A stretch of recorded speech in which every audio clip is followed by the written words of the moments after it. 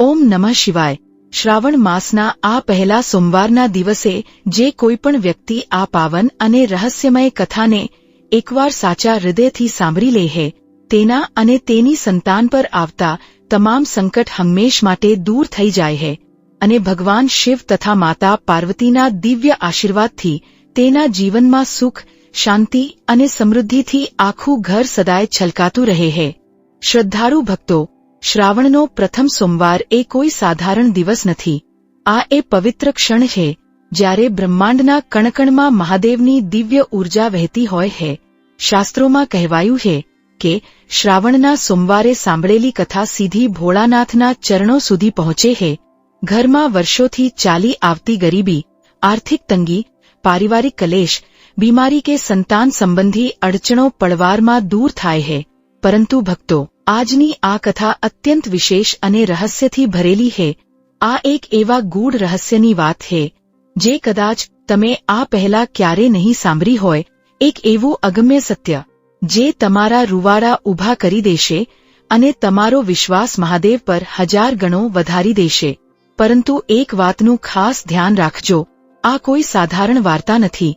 આપણા શાસ્ત્રોમાં સ્પષ્ટ ઉલ્લેખ છે કે શ્રાવણ માસની પવિત્ર કથાને ક્યારેય વચ્ચેથી અધૂરી ન છોડવી જોઈએ। જે ભક્ત આ કથાને વચ્ચેથી છોડી દે છે તે તેના દિવ્ય પુણ્યફળ અને આશીર્વાદથી વંચિત રહી જાય છે। આ કથાના પ્રત્યેક શબ્દમાં એક અદ્ભુત રહસ્ય અને શક્તિ છુપાયેલી છે જે અંત સુધી સાંભળનારના ભાગ્યના બંધ દરવાજા ખોલી નાખે છે। જો તમે જીવનની કોઈ મોટી મૂંઝવણ કે સંકટમાંથી રસ્તો શોધી રહ્યા છો તો આ કથાની એક પણ ક્ષણ ચૂકતા નહીં, કારણ કે અંત સુધી પહોંચતા પહોંચતા તમને તમારા દરેક પ્રશ્નનો સાચો ઉત્તર મળી જશે। તો ચાલો આ પવિત્ર શ્રાવણ સોમવારે તમારી ભક્તિ અને શ્રદ્ધા પ્રગટ કરો। કથા શરૂ કરતા પહેલા કમેન્ટ બોક્સમાં પૂરા ભાવ સાથે લખો, હર હર મહાદેવ, ઉમાપતિ મહાદેવ કી જય, દેવોના દેવ મહાદેવની જય। તમારી એક સાચી કમેન્ટ પણ મહાદેવના દરબારમાં તમારી હાજરી પુરાવશે। તો આવો સંપૂર્ણ એકાગ્રતા અને શ્રદ્ધા સાથે શ્રવણ કરીએ શ્રાવણ માસના પહેલા સોમવારની આ અત્યંત ચમત્કારી, રહસ્યમય અને મંગલકારી કથા। પશ્ચિમી પર્વતમાળાઓની ગોદમાં વસેલું વિંધ્યવર્ધન સામ્રાજ્ય તે સમયે સમગ્ર આર્યાવર્તમાં પોતાની અપાર સમૃદ્ધિ, અતૂટ સૈન્યબળ અને ભવ્ય શિલ્પકળા માટે વિખ્યાત હતું। રાજ્યના ઊંચા કિલ્લાઓ, સુવર્ણજડિત મહેલો, અખૂટ ધનભંડારો અને ચારે દિશાઓમાં લહેરાતી વિજય પતાકાઓ એ વાતની સાક્ષી પૂરતી હતી કે આ ભૂમિ પર કોઈ સાધારણ શાસકનું રાજ નથી। વિંધ્યવર્ધનના સિંહાસન પર બિરાજમાન હતા મહારાજ દિવ્યવર્ધન, અત્યંત પરાક્રમી, અપ્રતિમ શસ્ત્રવિદ્યાના જ્ઞાતા, રાજનીતિમાં પ્રવીણ અને પોતાના પ્રજાજનો માટે અદમ્ય સુરક્ષા કવચ સમાન એવા મહારાજ દિવ્યવર્ધનનું નામ સાંભળીને શત્રુ રાજાઓની છાતીમાં ધ્રાસકો પડતો હતો। પરંતુ જેટલી તેમની કીર્તિ અને સામર્થ્ય હતા તેટલો જ તેમના હૃદયમાં એક ગહન અહંકાર ઘર કરી ગયો હતો। મહારાજ દિવ્યવર્ધન માનતા હતા કે મનુષ્યનું ભાગ્ય તેના પોતાના હાથની રેખાઓથી નહીં પણ તેના બાહુબળ, તેની બુદ્ધિમત્તા અને તેની કઠોર મહેનતથી રચાય છે। તેઓ ભગવાન શિવ કે અન્ય કોઈ દૈવી શક્તિનું પ્રત્યક્ષ અપમાન ક્યારેય કરતા નહોતા, પરંતુ તેમના મનમાં એવી પ્રબળ માન્યતા હતી કે રાજ્ય ચલાવવા માટે દેવતાઓની કૃપા કે પૂજા અર્ચનાની કોઈ અનિવાર્યતા નથી। તેમના મતે ધર્મશાળા, અન્નક્ષેત્ર કે પૂજાપાઠ એ માત્ર સામાન્ય લોકોના મનનું આશ્વાસન હતું। સાચું રાજ્ય તો ખડગની ધાર અને રાજનીતિના કૌશલ્યથી જ અડીખમ રહી શકે। આ વૈભવી અને ગર્વથી છલકાતા રાજમહેલમાં તેમનાથી તદ્દન વિપરીત પ્રકૃતિ ધરાવતા મહારાણી પદ્મગંધા વસતા હતા। મહારાણી પદ્મગંધા રૂપ, સંયમ, દયા અને ગહન વિવેકના સાક્ષાત મૂર્તિ સમાન હતા। તેમનું સમગ્ર અસ્તિત્વ દેવાધિદેવ મહાદેવની ભક્તિમાં રંગાયેલું હતું। મહેલના વૈભવ વચ્ચે રહીને પણ તેમનું હૃદય એક સંન્યાસી જેવી સાત્વિકતાથી ભરેલું રહેતું। વર્ષના દરેક સોમવારે અને વિશેષ કરીને પવિત્ર શ્રાવણ માસના દિવસોમાં તેમની ભક્તિ એક અનોખા શિખરે પહોંચી જતી। વહેલી સવારે બ્રહ્મ મુહૂર્તમાં જાગીને પ્રભુ શિવની આરાધના કરવી, શિવલિંગ પર શીતળ જળ અને શુદ્ધ બિલ્વપત્ર અર્પણ કરવા અને મનમાં નિરંતર પંચાક્ષર મંત્રનું રટણ કરવું એ તેમની દિનચર્યાનો અતૂટ ભાગ હતો. અનેક વખત રાજસભામાંથી પરત ફર્યા પછી મહારાજ દિવ્યવર્ધન મહારાણીને શિવ મંદિરમાં આંખો બંધ કરીને ધ્યાનમાં લીન થયેલા જોતા રાજાના મુખ પર ત્યારે એક હળવું ગર્વભર્યું સ્મિત આવી જતું. તેઓ ઘણીવાર પોતાના ભારી રત્નજડિત વસ્ત્રો સજાવીને રાણી પાસે ઊભા રહી જતા અને હળવા ઉપહાસના સૂરમાં કહેતા કે દેવી, આટલી બધી ભક્તિ અને પૂજાપાઠ પાછળ આટલો કિંમતી સમય કેમ વ્યર્થ કરો છો? આ વિશાળ સામ્રાજ્ય, આ મજબૂત સરહદો અને પ્રજાની સુરક્ષા માત્ર મહાદેવની આગળ બેસીને હાથ જોડવાથી નથી ચાલતી. રાજ્ય ચલાવવા માટે તો રણમેદાનમાં તલવારો ચલાવવી પડે હે, રાજકોષમાં સુવર્ણ મુદ્રાઓ વધારવી પડે હે અને બુદ્ધિના દાવપેચ લડાવવા પડે હે. પથ્થરની મૂર્તિઓ સામે અશ્રુ વહાવવાથી રાજ્યનો વિસ્તાર નથી થતો. મહારાણી પદ્મગંધા પોતાના પતિના આ શબ્દો સાંભળીને ક્યારેય ક્રોધિત ન થતા. તેઓ અત્યંત શાંતિથી પોતાની મોટી સૌમ્ય આંખો ખોલતા, દીવાની જ્યોત સામે જોતા અને ધીમા પણ દ્રઢ અવાજે ઉત્તર આપતા કે મહારાજ, તમારી એ વાત સાથે હું સંપૂર્ણ સંમત છું કે રાજ્ય બુદ્ધિ અને પરાક્રમથી ચાલે હે, પરંતુ ક્યારે એ વિચાર્યું હે કે તે બુદ્ધિને સાચો માર્ગ કોણ આપે હે? માણસ જ્યારે પોતાને જ સર્વસ્વ માનવા લાગે હે ત્યારે તેનો અહંકાર તેની બુદ્ધિને ઢાંકી દે હે. પરમાત્માની ભક્તિ આપણને એ યાદ અપાવે છે કે આપણે ગમે તેટલા શક્તિશાળી હોઈએ, આ બ્રહ્માંડના અનંત નિયમો અને કાળના ચક્ર સામે આપણે એક તણખલા સમાન છીએ. બુદ્ધિને સંતુલિત રાખવા અને પરાક્રમને ધર્મના માર્ગે વાળવા માટે ઈશ્વરનું સ્મરણ અનિવાર્ય હે. રાજા તેમના આ ગહન ઉત્તરને સાંભળીને હસીને વાત ટાળી દેતા. તેમને લાગતું કે સ્ત્રીઓનું હૃદય ભાવુક હોય છે એટલે તેઓ આવી ધાર્મિક વાતોમાં રચ્યાપચ્યા રહે છે. પરંતુ આ વૈચારિક મતભેદ માત્ર એક સામાન્ય ચર્ચા સુધી સીમિત નહોતો. તેની પાછળ એક એવો ભૂતકાળ અને રહસ્ય છુપાયેલું હતું જેના વિશે મહારાજ સંપૂર્ણપણે અજાણ હતા. રાજમહેલથી લગભગ 5 યોજન દૂર ઉત્તર દિશામાં આવેલા ગાઢ અને અંધકારમય નીલગિરી અરણ્યની મધ્યમાં એક અત્યંત પ્રાચીન અને રહસ્યમય શિવ મંદિર આવેલું હતું. એ મંદિર એટલું જૂનું હતું કે તેના નિર્માણનો કોઈ લિખિત ઇતિહાસ રાજ્યાભિલેખોમાં પણ મળતો નહોતો. કાળા પથ્થરોથી બનેલું એ મંદિર ચારે બાજુથી વિશાળ વટવૃક્ષો, વેલાઓ અને કાંટાળી ઝાડીઓથી ઘેરાયેલું રહેતું. પ્રજામાં એ મંદિર વિશે પેઢીઓથી અનેક માન્યતાઓ પ્રચલિત હતી. વૃદ્ધ લોકો કહેતા કે શ્રાવણ માસના પહેલા સોમવારે મધ્યરાત્રિના સમયે જ્યારે આકાશમાં ચંદ્ર પૂર્ણ ખીલે હે, યારે ચંદ્રનું એક દિવ્ય કિરણ સીધું ગર્ભગૃહમાં રહેલા શિવલિંગની મધ્યમાં પડે હે. એ પવિત્ર ક્ષણે જો કોઈ નિષ્કપટ, નિર્દોષ અને સાચા હૃદયવાળો ભક્ત ત્યાં શુદ્ધ જળ અને એક બિલ્વપત્ર અર્પણ કરે તો તેના જીવનની સૌથી ઊંડી અને અધૂરી પ્રાર્થના મહાદેવ પૂર્ણ કરે હે. પરંતુ એ મંદિર સાથે એક ભયાનક લોકવાયકા પણ જોડાયેલી હતી.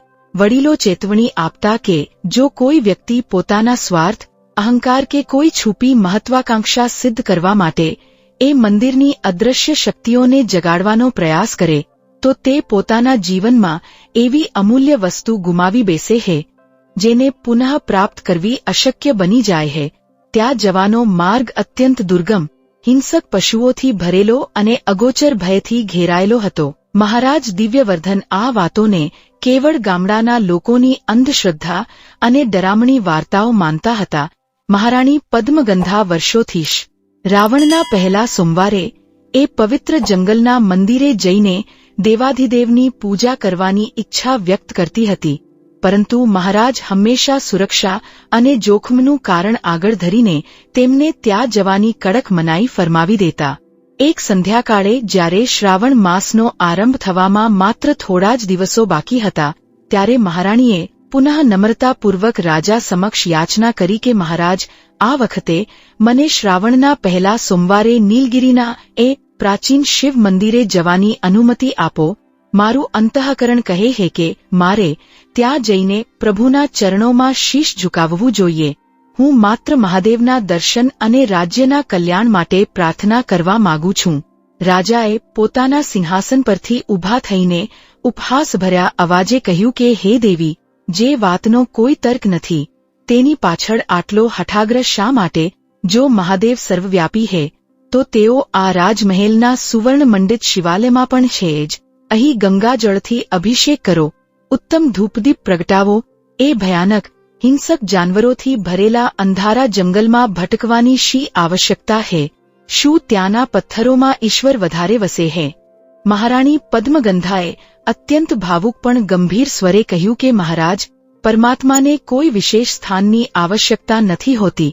એ સત્ય હે, પરંતુ મનુષ્યને પોતાના અહંકારને ગાળવા અને પોતાના મનની સાચી શ્રદ્ધાની પરીક્ષા કરવા માટે ક્યારેક કઠિન માર્ગો પર ચાલવું પડે હે.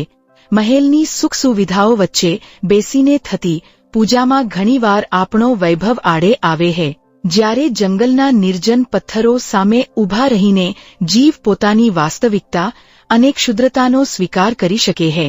રાજા આ વાત સાંભળીને પણ મક્કમ રહ્યા અને તેમણે જવાની સ્પષ્ટ ના પાડી દીધી. પરંતુ એ જ રાત્રે રાજમહેલમાં એક એવી અકલ્પનીય ઘટના ઘટી જેણે મહેલની શાંતિને ક્ષણભરમાં વેરવિખેર કરી નાખી. મધ્યરાત્રિનો સમય હતો. સમગ્ર રાજમહેલ ઘોર નિંદ્રામાં ડૂબેલો હતો. ચારે તરફ નીરવ શાંતિ છવાયેલી હતી. અચાનક મહારાણી પદ્મગંધાના વિશ્રામ કક્ષ તરફ એક અતિશય મધુર છતાં રહસ્યમય કાંસાના ઘંટનો નાદ ગુંજી ઉઠ્યો. એ કોઈ સાધારણ ઘંટડીનો રણકાર નહોતો.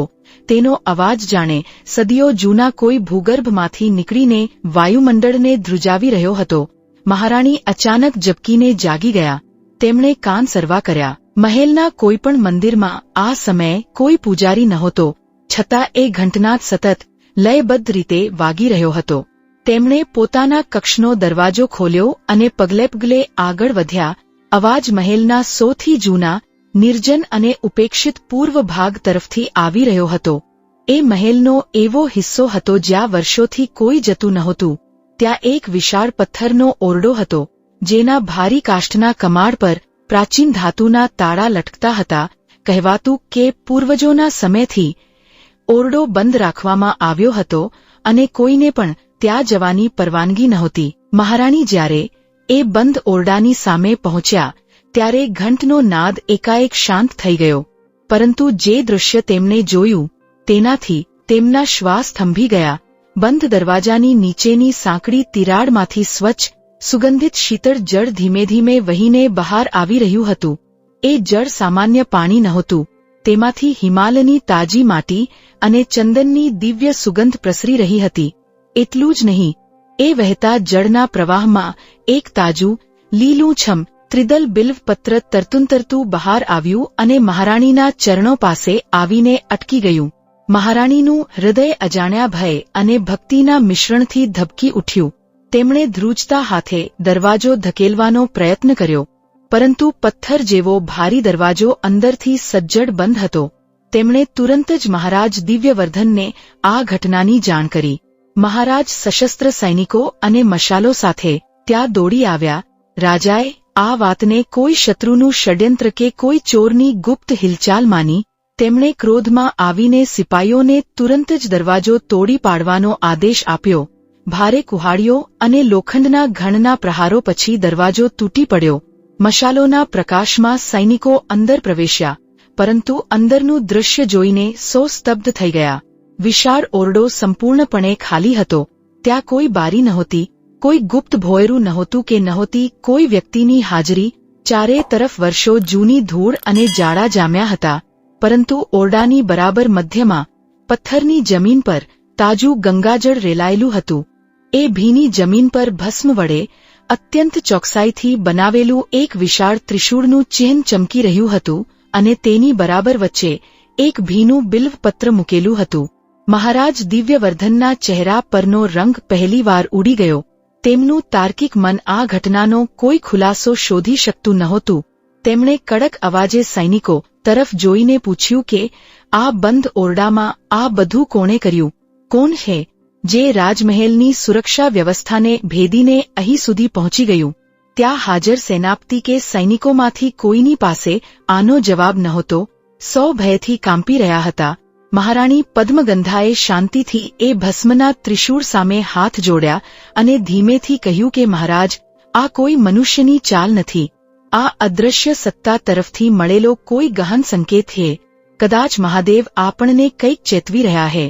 રાજાએ પોતાના મનના ડરને હુપાવતા કઠોરતાથી કહ્યું કે કોઈ સંકેત નથી. આ રાજ્યમાં અશાંતિ ફેલાવવા માંગતા કોઈ ધૂર્ત વ્યક્તિનું આ કાવતરું છે. હું આ રહસ્યના મૂળ સુધી પહોંચીને જ જંપીશ. બીજા દિવસે પ્રભાતે આ અસામાન્ય ઘટનાની જાણ થતાં જ રાજવંશના પરમ વિદ્વાન અને વૃદ્ધ રાજપુરોહિત પંડિત દેવશર્મા રાજસભામાં ઉપસ્થિત થયા. પંડિત દેવશર્મા 3 પેઢીઓથી રાજપરિવારના સાક્ષી હતા અને શાસ્ત્રોના અગાધ જ્ઞાતા હતા. તેમના ચહેરા પર ચિંતાની ઘેરી રેખાઓ સ્પષ્ટ દેખાતી હતી. તેમણે એકાંતમાં મહારાજ દિવ્યવર્ધનને મળવાની વિનંતી કરી. જ્યારે રાજા અને પુરોહિત એકાંત કક્ષમાં મળ્યા ત્યારે પુરોહિતે ગંભીર અવાજે કહ્યું કે મહારાજ, જે ઓરડાનો દરવાજો ગઈકાલે રાત્રે તૂટ્યો છે તે કોઈ સાધારણ કક્ષ નથી. એ ઓરડા સાથે તમારા પ્રપિતામહ અને આ રાજવંશની એક અતિ ગુપ્ત પ્રતિજ્ઞા જોડાયેલી છે. શ્રાવણ માસનો પહેલો સોમવાર હવે બિલકુલ સમીપ છે. મારી તમને કરબદ્ધ પ્રાર્થના છે કે આ વખતે મહાદેવની શક્તિ અને સંકેતોની અવગણના કરવાનો પ્રમાદ ન કરશો. મહારાજ દિવ્યવર્ધને ભ્રુકુટી સંકોચીને પૂછ્યું કે ગુરુદેવ, શું તમે પણ એ જંગલના અંધવિશ્વાસો અને વાર્તાઓ પર ભરોસો કરો છો?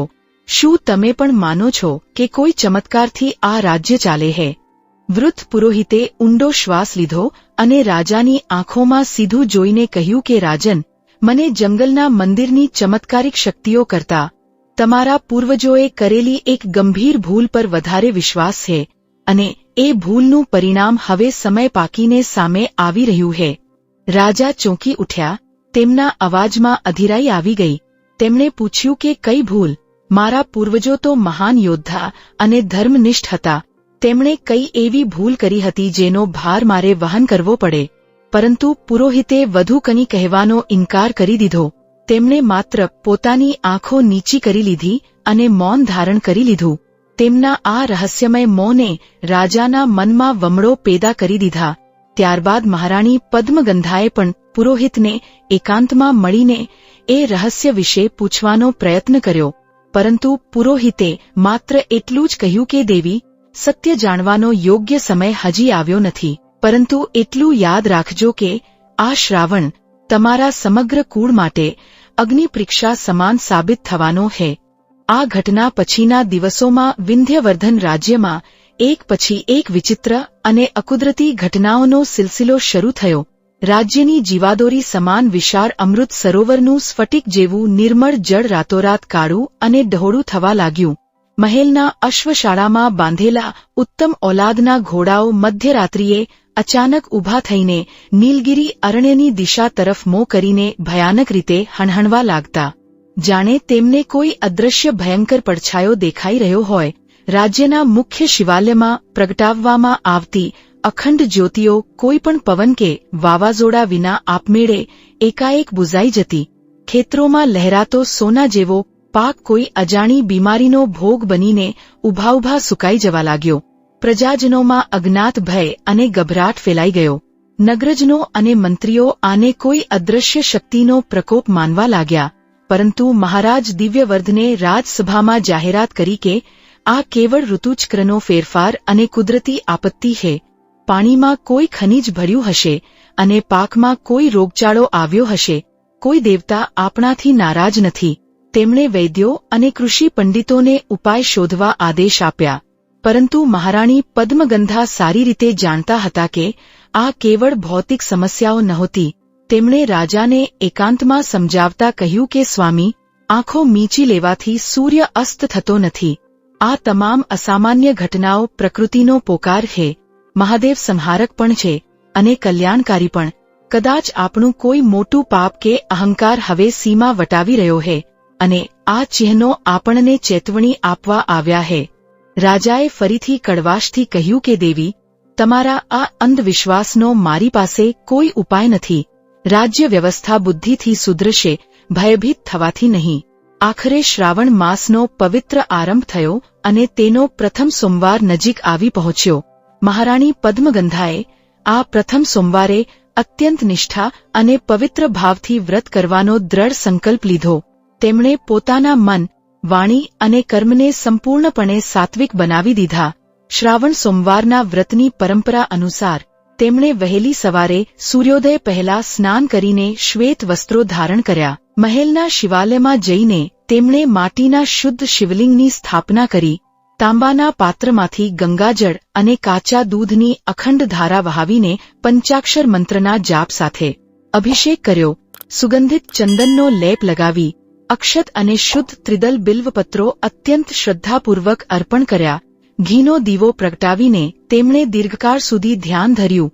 પૂજા પૂર્ણ થયા પછી તેમણે રાજ્યની નિર્ધન અસહાય સ્ત્રીઓ અને વૃદ્ધોને બોલાવીને પોતાના હાથે અન્ન, વસ્ત્ર અને પાત્રનું દાન કર્યું. મહારાજ દિવ્યવર્ધન મહેલના ઝરૂખામાંથી રાણીની આ તમામ ક્રિયાઓ જોઈ રહ્યા હતા. તેમના મુખ પર આશ્ચર્ય અને સહેજ ઉપહાસનું મિશ્રણ હતું. તેઓ નીચે આવ્યા અને રાણી સમક્ષ ઊભા રહીને બોલ્યા કે આખો દિવસ અન્નનો ત્યાગ કરીને, આટલા પરિશ્રમથી પૂજાઅર્ચના કરીને અને રાજકોષનું ધન દાનમાં આપીને તમને શું પ્રાપ્ત થશે? શું આનાથી આપણી તિજોરી ભરાશે કે આપણી સેના વધુ શક્તિશાળી બનશે? મહારાણી પદ્મગંધાએ હાથમાં રહેલી પૂજાની થાળી નીચે મૂકી અને અત્યંત શાંત, કરુણામય અવાજે ઉત્તર આપ્યો કે મહારાજ, જે ભક્તિ કોઈ પ્રાપ્તિની લાલચથી કરવામાં આવે તે ભક્તિ નથી પણ વેપાર છે. મને આ વ્રતથી કોઈ રાજ્ય, સુવર્ણ કે વૈભવ નથી જોઈતો. મને માત્ર એટલું જ જોઈએ છે કે મારું મન અહંકારના અંધકારમાં ન ડૂબે અને મારા અંતરમાં ઈશ્વરનું સ્મરણ અને સર્વ જીવો પ્રત્યેની દયા ક્યારેય ઓછી ન થાય. સુખમાં પરમાત્માને ભૂલી જવો એ મનુષ્યનું સૌથી મોટું પતન છે. રાજા કંઈ બોલે તે પહેલા જ મુખ્ય દ્વારપાળ દોડતો આવ્યો અને તેણે સમાચાર આપ્યા કે મહારાજ, રાજમહેલના મુખ્ય દ્વાર પર એક અત્યંત તેજસ્વી અજાણ્યા વૃદ્ધ સાધુ પધાર્યા છે. તેઓ કોઈની સાથે વાત કરતા નથી અને માત્ર આપને જ મળવાનો હઠાગ્રહ રાખી રહ્યા છે. મહારાજે તેમને અંદર બોલાવવાની આજ્ઞા આપી. થોડી જ ક્ષણોમાં એક અદ્ભુત વ્યક્તિત્વ ધરાવતા સંન્યાસી સભાગૃહમાં પ્રવેશ્યા. તેમના શરીર પર માત્ર એક ભગવી કંથા હતી. હાથમાં રુદ્રાક્ષની માળા અને ભાલ પર ત્રિપુંડ ચમકતું હતું. તેમની આંખોમાં એટલું પ્રચંડ તેજ હતું કે મહારાજ દિવ્યવર્ધન પણ અજાણતા જ સિંહાસન પરથી ઊભા થઈ ગયા. સાધુએ રાજાની બિલકુલ સામે આવીને ઊભા રહીને કોઈ પણ ઔપચારિકતા વિના ગંભીર અવાજે કહ્યું કે રાજન, તારા સમગ્ર રાજ્ય પર એક ભયાનક સંકટના કાળા વાદળો ઘેરાઈ રહ્યા છે. મહારાજ દિવ્યવર્ધને પોતાની જાતને સંભાળીને પૂછ્યું કે કેવું સંકટ મહાત્મા? શું કોઈ શક્તિશાળી શત્રુએ આપણી સરહદો પર આક્રમણ કર્યું છે? સાધુએ માથું ધૂણાવીને કહ્યું કે ના.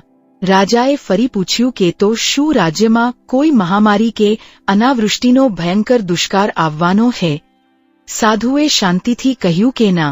રાજાએ આશ્ચર્યથી પૂછ્યું કે તો પછી કયું સંકટ છે જે મને દેખાતું નથી?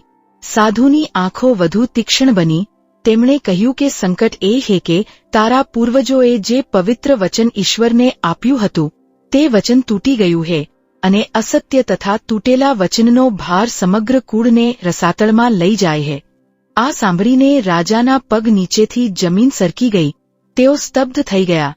તેમણે ધ્રુજતા અવાજે પૂછ્યું કે તમને મારા પૂર્વજોના ગુપ્ત વચન વિશે ક્યાંથી ખબર પડી? તમે કોણ છો?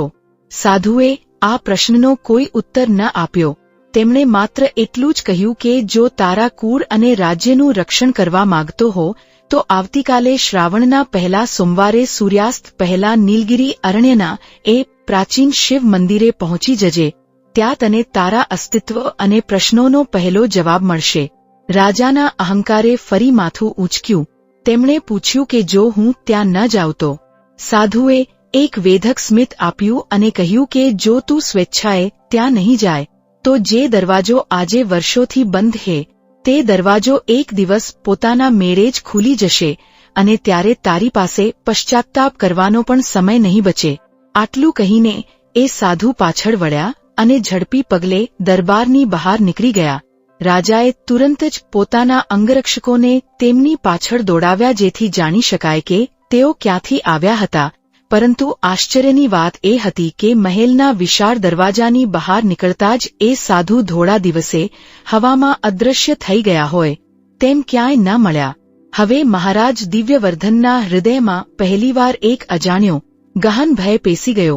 તેમણે પુનઃ રાજપુરોહિત પંડિત દેવશર્માને તેડાવ્યા અને આદેશના સ્વરમાં કહ્યું કે, પુરોહિતજી, હવે કંઈ પણ છુપાવવાનો સમય નથી રહ્યો.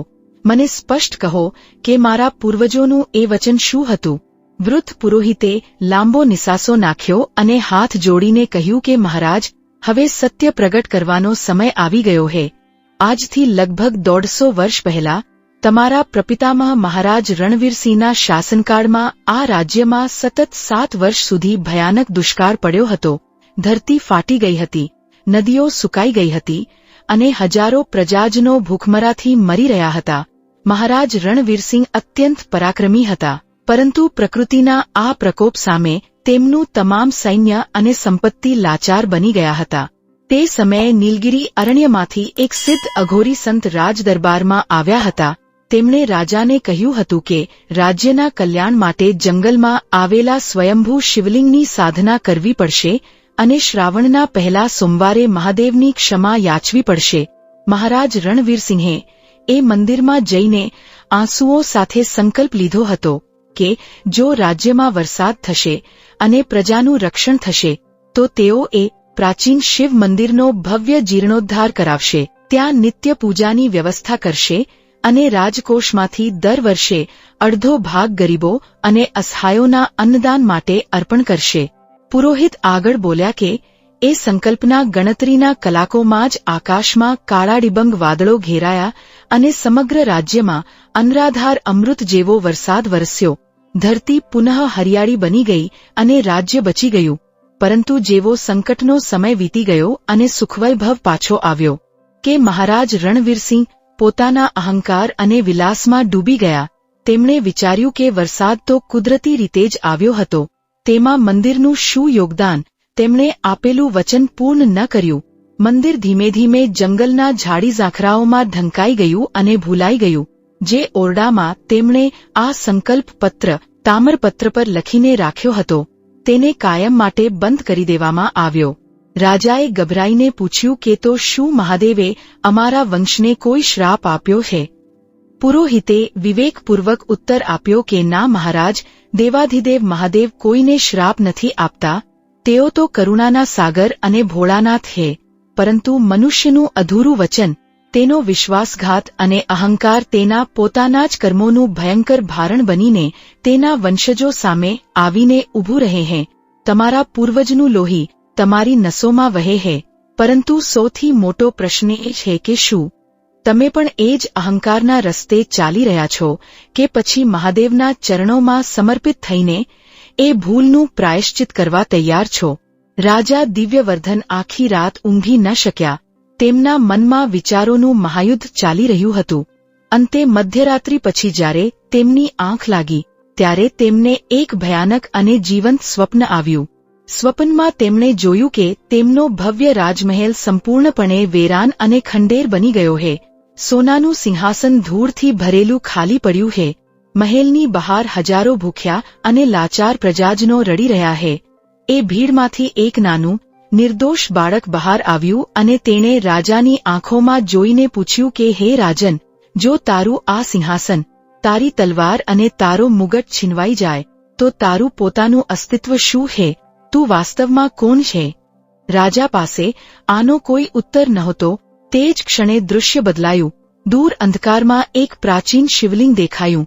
એ શિવલિંગ પર ઉપરથી સતત જળધારા વહી રહી હતી, પરંતુ એ જળ ધીમે ધીમે લોહી જેવું લાલ થવા લાગ્યું. રાજા ભયથી પાછળ હટવા લાગ્યા. ત્યારે શૂન્યમાંથી એક ગગનભેદી અવાજ ગુંજી ઉઠ્યો કે જે મનુષ્ય પોતાને સમગ્ર સૃષ્ટિનો માલિક સમજે છે તે વાસ્તવમાં સૌથી પહેલા પોતાના જ અહંકારનો ગુલામ બને છે. રાજા ચીસ પાડીને પથારીમાંથી બેઠા થઈ ગયા. તેમનું આખું શરીર પરસેવાથી રેબઝેબ હતું, પરંતુ જ્યારે તેમણે પોતાની જમણી હથેળી જોઈ ત્યારે તેમના હોશ ઉડી ગયા. તેમની બંધ મુઠ્ઠીમાં ખરેખર એક તાજું ભીનું બિલ્વપત્ર દબાયેલું હતું, જેમાંથી નીલગિરી અરણ્યની ઔષધિઓની સુગંધ આવી રહી હતી. હવે રાજાના મનનો તમામ સંશય ખરી પડ્યો હતો. તેમણે સવારે જ નિર્ણય કર્યો કે તેઓ શ્રાવણના આ પહેલા સોમવારે નીલગિરીના એ રહસ્યમય મંદિરે અવશ્ય જશે.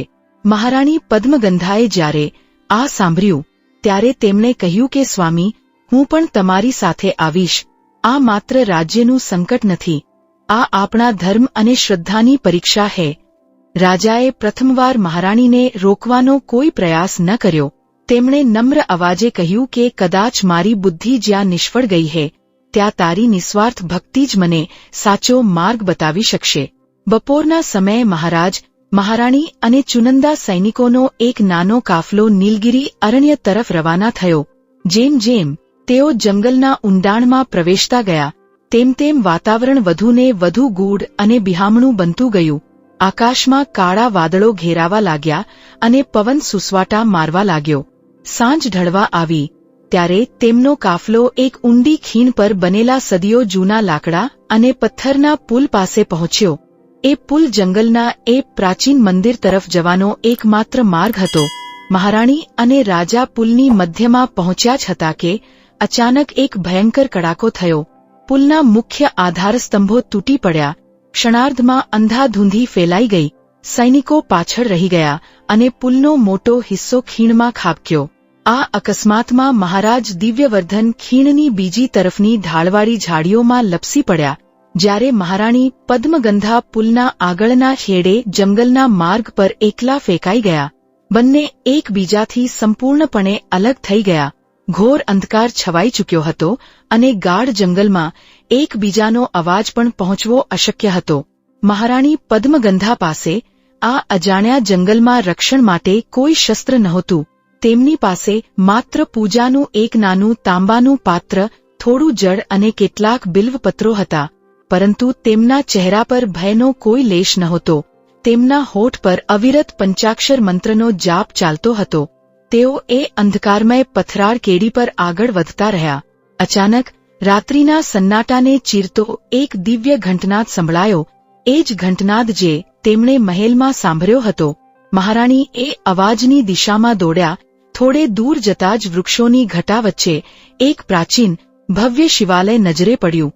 મંદિરના પથ્થરો પર લીલ જામેલી હતી અને મુખ્ય દ્વાર સજ્જડ બંધ હતું. પરંતુ મંદિરના બંધ પગથિયા પાસે એક અત્યંત વૃદ્ધ, સફેદ વાળવાળી અજાણી સ્ત્રી શાંતિથી બેઠેલી હતી. તેનો ચહેરો વાત્સલ્ય અને રહસ્યથી ભરેલો હતો. મહારાણીએ હાથ જોડીને પૂછ્યું કે હે માતા, આ પવિત્ર શ્રાવણ સોમવારની રાત્રે આ દેવાલયનું દ્વાર બંધ કેમ હે? વૃદ્ધ સ્ત્રીએ ધીમેથી માથું ઊંચું કર્યું અને એક સ્મિત સાથે કહ્યું કે હે પુત્રી, આ મંદિરનું દ્વાર બહારથી ક્યારેય બંધ હતું જ નહીં. જેને મહાદેવના સાચા સ્વરૂપને પામવું હોય તેને પહેલા પોતાના અંતર્મનનું દ્વાર ખોલવું પડે છે. પથ્થરોના દરવાજા તો મનના દરવાજા ખુલ્યા પછી આપમેળે માર્ગ આપી દે છે. મહારાણી આ ગૂઢ વાણીનો સંપૂર્ણ અર્થ સમજી ન શક્યા. તેમણે ચિંતાતુર સ્વરે પૂછ્યું કે માતા, મારા પતિ આ જંગલમાં ક્યાંક અટવાઈ ગયા છે, તેમનું શું થશે? વૃદ્ધ સ્ત્રીએ ઊંડી નજરે રાણી સામે જોયું અને કહ્યું કે તારા પતિની કસોટી તારા કરતા ઘણી મોટી છે પુત્રી, કારણ કે તારી પાસે શ્રદ્ધાનું બળ છે, જ્યારે તેની પાસે માત્ર અહંકારની ઢાલ છે. યાદ રાખજે, જે ક્ષણે તે મહાદેવના ચરણોમાં પોતાની બુદ્ધિ અને અહંકારની હાર સ્વીકારી લેશે, બરાબર એ જ ક્ષણે તેના જીવનની સૌથી મોટી અને સાચી જીતનો આરંભ થશે. આટલા શબ્દો ઉચ્ચારતા જ એ વૃદ્ધ સ્ત્રી પલક ઝબકાવતાની સાથે જ અંધકારમાં અદૃશ્ય થઈ ગઈ. મહારાણી આશ્ચર્યચકિત થઈ ગયા. તેમણે પૂર્ણ સમર્પણ ભાવથી મંદિરના બંધ પથ્થરના દ્વાર સામે ઘૂંટણીએ બેસીને બંને હાથ જોડ્યા. તાંબાના પાત્રમાંથી જળ હાથમાં લીધું અને સમગ્ર અંતઃકરણથી મહાદેવના નામનો જાપ કર્યો. તેમનો જાપ પૂર્ણ થતાં જ ગર્ભગૃહમાંથી એક ગંભીર શંખનાદ સંભળાયો અને સદીઓથી બંધ રહેલા એ વિશાળ પથ્થરના કમાડ ધીમે ધીમે કોઈ અદૃશ્ય બળથી આપમેળે ખુલવા લાગ્યા. અંદર ગર્ભગૃહમાં સ્ફટિક જેવું શિવલિંગ સ્થાપિત હતું, જેના પર આકાશમાંથી એક અદૃશ્ય પ્રકાશપુંજ રેલાઈ રહ્યો હતો. પરંતુ જેવી મહારાણીની નજર શિવલિંગની બાજુમાં રહેલા એક વિશાળ શિલાલેખ પર પડી, તેમના શ્વાસ અટકી ગયા. એ પથ્થર પર બરાબર એ જ રાજવંશનું પ્રાચીન ચિહ્ન અને ભસ્મનું ત્રિશૂળ અંકિત થયેલું હતું, જે તે રાત્રે રાજમહેલના બંધ ઓરડામાં જોવા મળ્યું હતું. મહારાણી સમજી ગયા કે આ મંદિર અને તેમના રાજવંશનું ભાગ્ય એકબીજા સાથે અતૂટ રીતે ગૂંથાયેલું છે. બીજી તરફ નીલગિરી અરણ્યના એક અંધારા અને ભયાનક ખૂણામાં મહારાજ દિવ્યવર્ધન એકલા શસ્ત્રવિહીન અવસ્થામાં ભટકી રહ્યા હતા. તેમના વસ્ત્રો ફાટી ગયા હતા અને મુગટ ક્યાંક ખોવાઈ ગયો હતો. રાત્રિનો અંધકાર વધુ ઘેરો બની રહ્યો હતો. અચાનક પાછળથી સૂકા પાંદડાઓ પર કોઈના ચાલવાનો અવાજ આવ્યો અને એક ગંભીર પડઘાતો અવાજ ગુંજ્યો, જે રાજાના પૂર્વજોના અવાજ જેવો જ ભાસતો હતો કે, હે દિવ્યવર્ધન, તું મંદિરની સીમા સુધી તો પહોંચી ગયો હે, પરંતુ તારા અહંકાર અને તારા કુળના ભાગ્યની સાચી કસોટી હવે આ ક્ષણથી શરૂ થાય હે. મહારાજે ચોંકીને પાછળ જોયું. ઝાંખા અંધકારમાં એક જૂના વટવૃક્ષ નીચે એક પ્રાચીન ખંડિત શિવલિંગ દેખાયું. એ શિવલિંગની સામે એક રહસ્યમય આકૃતિ કાળો ઝભ્ભો ઓઢીને પીઠ ફેરવીને બેઠી હતી. રાજાએ ધ્રુજતા અવાજે પૂછ્યું કે, તું કોણ હે? સામે આવ. એ અજાણી આકૃતિએ અત્યંત ધીમા, રહસ્યમય અને વેધક અવાજે ઉત્તર આપ્યો કે, હું એ જ છું જેને તારા પૂર્વજોએ પવિત્ર શિવ સમક્ષ એક વચન આપ્યું હતું અને વર્ષો પહેલા અધવચ્ચે તોડી નાખ્યું હતું. અને એ શબ્દો પૂરા થતાની સાથે જ શિવલિંગ પાસે બળતો એકમાત્ર માટીનો દીવો અચાનક એક તેજ પવનના ઝાપટા સાથે બુઝાઈ ગયો અને ચારે તરફ ઘોર અંધકાર છવાઈ ગયો. ગાઢ અંધકારમાં લપેટાયેલા નીલગિરી અરણ્યના એ નિર્જન ખૂણામાં પવનનો સુસવાટો એકાએક થંભી ગયો હતો. માટીના દીવાની જ્યોત બુઝાઈ જતા જ મહારાજ દિવ્યવર્ધનની આંખો સામે કેવળ કાળો ડિબંગ અંધકાર છવાઈ ગયો. શ્વાસની ગતિ તેજ બની ગઈ હતી અને છાતીના ધબકારા કર્ણપટલ સુધી સંભળાતા હતા. એ અજાણી આકૃતિના છેલ્લા શબ્દો હજુ પણ રાજાના મગજમાં ભયાનક પડઘા પાડી રહ્યા હતા. રાજાએ ધ્રુજતા હાથે પોતાની કમરે બાંધેલી તલવારની મૂઠ પર પકડ મજબૂત કરવાનો પ્રયત્ન કર્યો, પરંતુ તેમના હાથમાં કોઈ શક્તિ નહોતી રહી. થોડી ક્ષણો વીતી ગઈ. અચાનક કોઈ અદૃશ્ય તણખામાંથી એ જ માટીના દીવાની વાટ આપમેળે સળગી ઉઠી. પીળો, ધ્રુજતો પ્રકાશ ફરી એકવાર એ ખંડિત શિવાલયની આસપાસ ફેલાઈ ગયો. રાજાએ ઝડપથી નજર ફેરવી, પરંતુ ત્યાં કોઈ નહોતું. એ રહસ્યમય કાળો ઝભ્ભો ઓઢેલી વ્યક્તિ જાણે પવનની લહેરમાં ઓગળી ગઈ હોય તેમ ક્યાંય દેખાતી નહોતી. રાજાએ સાવચેતીપૂર્વક આગળ વધીને એ પુરાતન શિવલિંગ પાસે જોયું. શિવલિંગની બરાબર બાજુમાં સૂકા પાંદડાઓની વચ્ચે એક જૂનું, લીલાશ પડતું, તાંબાનું કળશ જેવું પાત્ર પડેલું હતું. મહારાજે કંપતા હાથે એ ભારે પાત્રને ઉપાડ્યું. તેની સપાટી પર વર્ષો જૂની ધૂળ અને લીલ બાઝેલી હતી. રાજાએ પોતાના રેશમી અંગવસ્ત્રથી તેને સાફ કર્યું અને તેની અંદર જોયું. પાત્રના તળિયે એક ભારે સુવર્ણ મુદ્રા ચમકી રહી હતી. એ કોઈ સાધારણ મુદ્રા નહોતી. તેના પર વિંધ્યવર્ધન રાજવંશનું પ્રાચીન અને ગુપ્ત રાજચિહ્ન કંડારેલું હતું, જેમાં ગરુડની પાંખો વચ્ચે ત્રિશૂળ સ્થાપિત હતું. આ બરાબર એ જ ચિહ્ન હતું જે તે રહસ્યમય રાત્રે રાજમહેલના વર્ષોથી બંધ પડેલા ઓરડાની જમીન પર ભસ્મથી બનેલું જોવા મળ્યું હતું. રાજાના અંતરમાં એક પ્રચંડ આંચકો લાગ્યો. તેમના મનમાં રહેલા તર્ક અને શંકાના તમામ સ્તંભો એક પછી એક ધરાશાયી થવા લાગ્યા. તેઓ સમજી ગયા કે આ કોઈ સામાન્ય અકસ્માત કે જંગલની ભૂલ ભૂલામણી નથી, પરંતુ તેમના રાજવંશના પૂર્વજોના અદૃશ્ય કર્મોનો દોરો તેમને આ સ્થાન સુધી ખેંચી લાવ્યો હે. તેઓ એ તાંબાનું પાત્ર હાથમાં લઈને ઝડપી પગલે એ દિશા તરફ દોડ્યા જ્યાંથી ઘંટનાદનો ગંભીર અવાજ અને મંદિરનો ઝાંખો પ્રકાશ દેખાઈ રહ્યો હતો.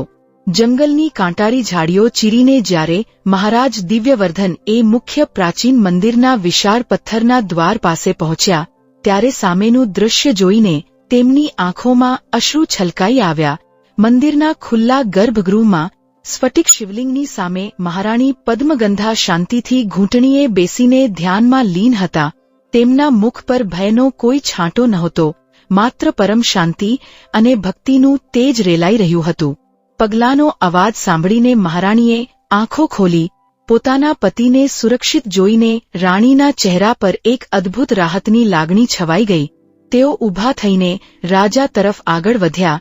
મહારાજ દિવ્યવર્ધન પણ દોડીને રાણી પાસે પહોંચ્યા. વર્ષોથી પોતાના અહંકાર અને પરાક્રમના નશામાં ચૂર રહેતા રાજાએ પહેલીવાર મહારાણી સામે પોતાનું મસ્તક સહેજ ઝુકાવી દીધું. રાણીએ શિવલિંગ પાસે રહેલા શિલાલેખ તરફ ઇશારો કરતા કહ્યું કે સ્વામી, જુઓ આ પથ્થરને. આપણા મહેલના બંધ ઓરડામાં જે ચિહ્ન પ્રગટ થયું હતું તે જ ચિહ્ન અહીં સદીઓથી કોતરાયેલું છે. આ મંદિર, આપણો રાજવંશ અને આપણું ભાગ્ય કોઈ અદૃશ્ય બંધનથી જોડાયેલા છે.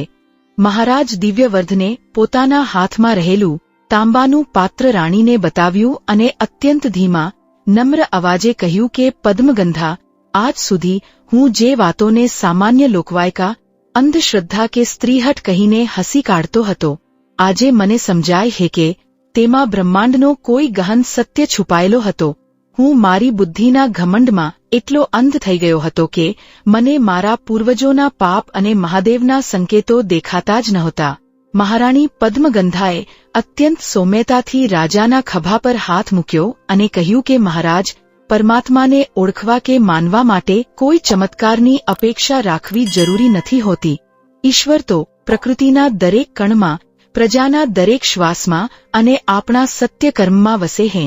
પરંતુ જ્યારે મનુષ્ય પોતાના અહંકારના પડળ પાછળ સત્યને જોવાનો ઇનકાર કરી દે છે, ત્યારે ક્યારેક પ્રકૃતિ અને પરમાત્મા આવા ચમત્કારો દ્વારા આપણને આપણી સાચી વાસ્તવિકતા અને ભૂલો જોવા માટે મજબૂર કરે છે.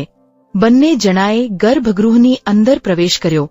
શિવલિંગની બરાબર પાછળ રહેલી વિશાળ કાળા પથ્થરની દિવાલ પર એક અત્યંત જૂનો શિલાલેખ કંડારેલો હતો. સમયની થાપટો અને ભેજના કારણે તે પથ્થરનો ઘણો મોટો ભાગ ખવાઈ ગયો હતો અને અડધો શિલાલેખ તૂટીને નીચે પડી ગયો હતો. મહારાજે એક મશાલ હાથમાં લીધી અને ધ્યાનપૂર્વક એ અક્ષરો વાંચવાનો પ્રયત્ન કર્યો. પ્રાચીન લિપિના એ અક્ષરોમાંથી માત્ર થોડા જ શબ્દો સ્પષ્ટ ઉકેલી શકાતા હતા.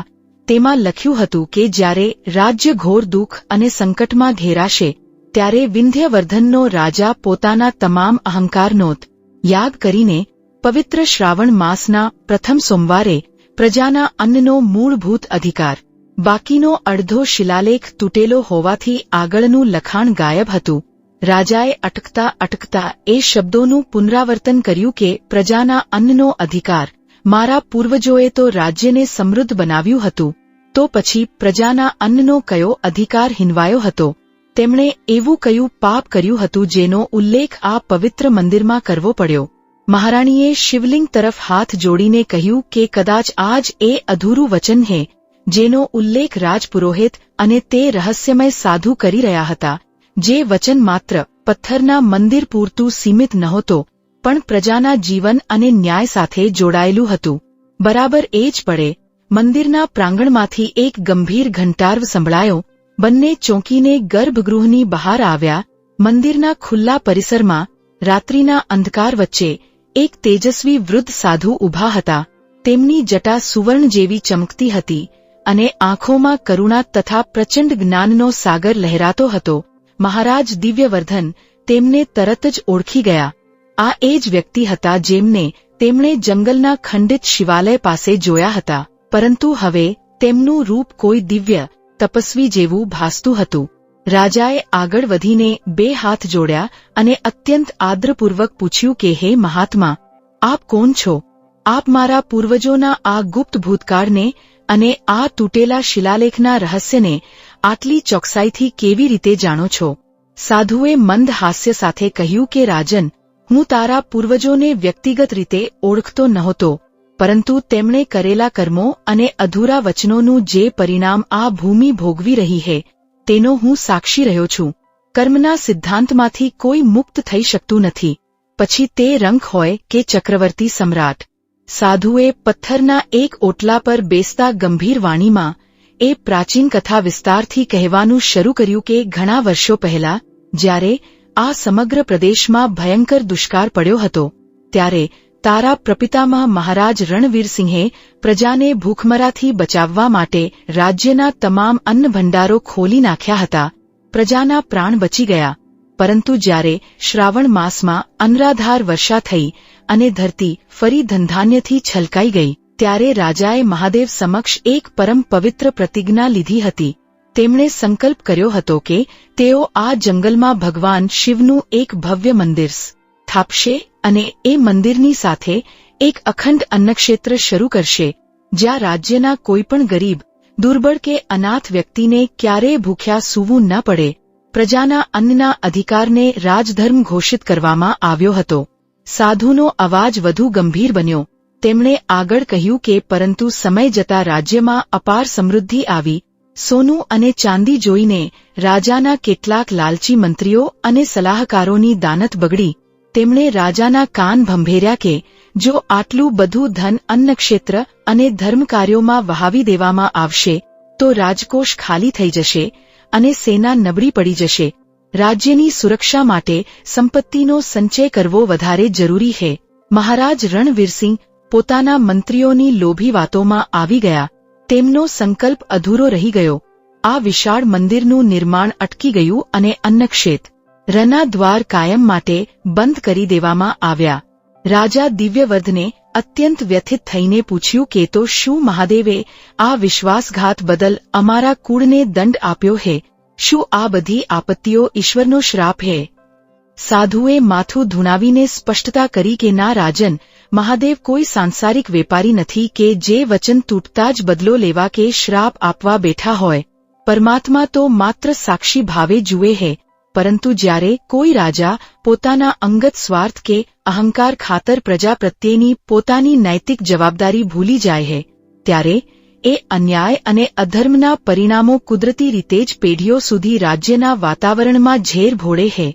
પ્રજાના મુખમાંથી છીનવાયેલા અન્નની હાય અને તૂટેલા વચનનો ભાર એ જ તમારી વર્તમાન સમસ્યાઓનું મૂળ છે. રાજા પોતાના પૂર્વજના આ સ્વાર્થી નિર્ણયથી અત્યંત લજ્જિત અને દુઃખી થઈ ગયા. પરંતુ સાધુએ રાજાની આંખોમાં સીધું જોઈને કહ્યું કે રાજન, પોતાના પૂર્વજોના દોષ પર દુઃખી થવું કે બધો વાંક ભૂતકાળ પર ઢોળી દેવો એ અત્યંત સરળ છે. પરંતુ આજની ખરી કસોટી એ છે કે તું પોતે કઈ ભૂલ કરી રહ્યો છે. રાજા સ્તબ્ધ થઈ ગયા. તેમણે પૂછ્યું કે મારી ભૂલ? મેં તો ક્યારેય પ્રજા પર અત્યાચાર નથી કર્યો. સાધુએ અત્યંત કઠોર સત્ય સંભળાવતા કહ્યું કે તારી ભૂલ એ છે કે તે ધન અને શસ્ત્રોને રાજધર્મ કરતા મોટા માન્યા. તે તારી પત્નીની નિષ્કપટ શિવભક્તિ અને શ્રદ્ધાને અંધશ્રદ્ધા કહીને ઉપહાસ કર્યો. તે ગરીબ પ્રજાના રોગચાળા અને દુષ્કાળના સંકટોને માત્ર શાસકીય વ્યવસ્થાની ત્રુટિ માનીને તેમની વેદનાને હૃદયથી ન સમજી. અને સૌથી મોટો દોષ એ કે તે તારા નશ્વર સિંહાસન અને મુગટને જ તારી એકમાત્ર ઓળખ માની લીધી. તું ભૂલી ગયો કે સત્તા એ ભોગવવાનું સાધન નથી, પણ એક અત્યંત પવિત્ર જવાબદારી છે. મહારાજ દિવ્યવર્ધન આ શબ્દો સાંભળીને અંદરથી હચમચી ગયા. તેમના અહંકારનો છેલ્લો કિલ્લો પણ ધ્વસ્ત થઈ ગયો. તેઓ સંપૂર્ણ મૌન થઈ ગયા. સાધુએ આગળ કહ્યું કે જો તારે આ રહસ્યનો અંતિમ અને સૌથી ગૂઢ ભાગ જાણવો હોય તો શ્રાવણના આ પહેલા સોમવારની મધ્યરાત્રિએ તારે આ નિર્જન મંદિરમાં એકલા બેસીને પોતાના તમામ પૂર્વગ્રહો છોડીને મહાદેવનું ધ્યાન ધરવું પડશે અને પોતાના પાપોનું પ્રાયશ્ચિત કરવું પડશે. રાજાએ સહેજ અચકાતા પૂછ્યું કે જો હું આ ઘોર અંધકાર અને એકાંતમાં ભયભીત થઈ જાઉં તો? સાધુએ એક વેધક દૃષ્ટિ ફેંકી અને શક્તિશાળી અવાજે કહ્યું કે જે રાજા પોતાના જ મનના ભય સામે લડી શકતો નથી, તે રાજ્યની હજારો નિર્દોષ પ્રજાને બાહ્ય સંકટો સામે શું રક્ષણ આપવાનો હતો? મહારાણી પદ્મગંધાએ તુરંત આગળ આવીને કહ્યું કે પૂજ્ય મહાત્મા, હું મારા પતિને આ કઠિન માર્ગ પર એકલા નહીં છોડું. હું પણ તેમની સાથે આખી રાત અહીં બેસીને પ્રભુનું સ્મરણ કરીશ. સાધુના ચહેરા પર પ્રસન્નતા છવાઈ ગઈ.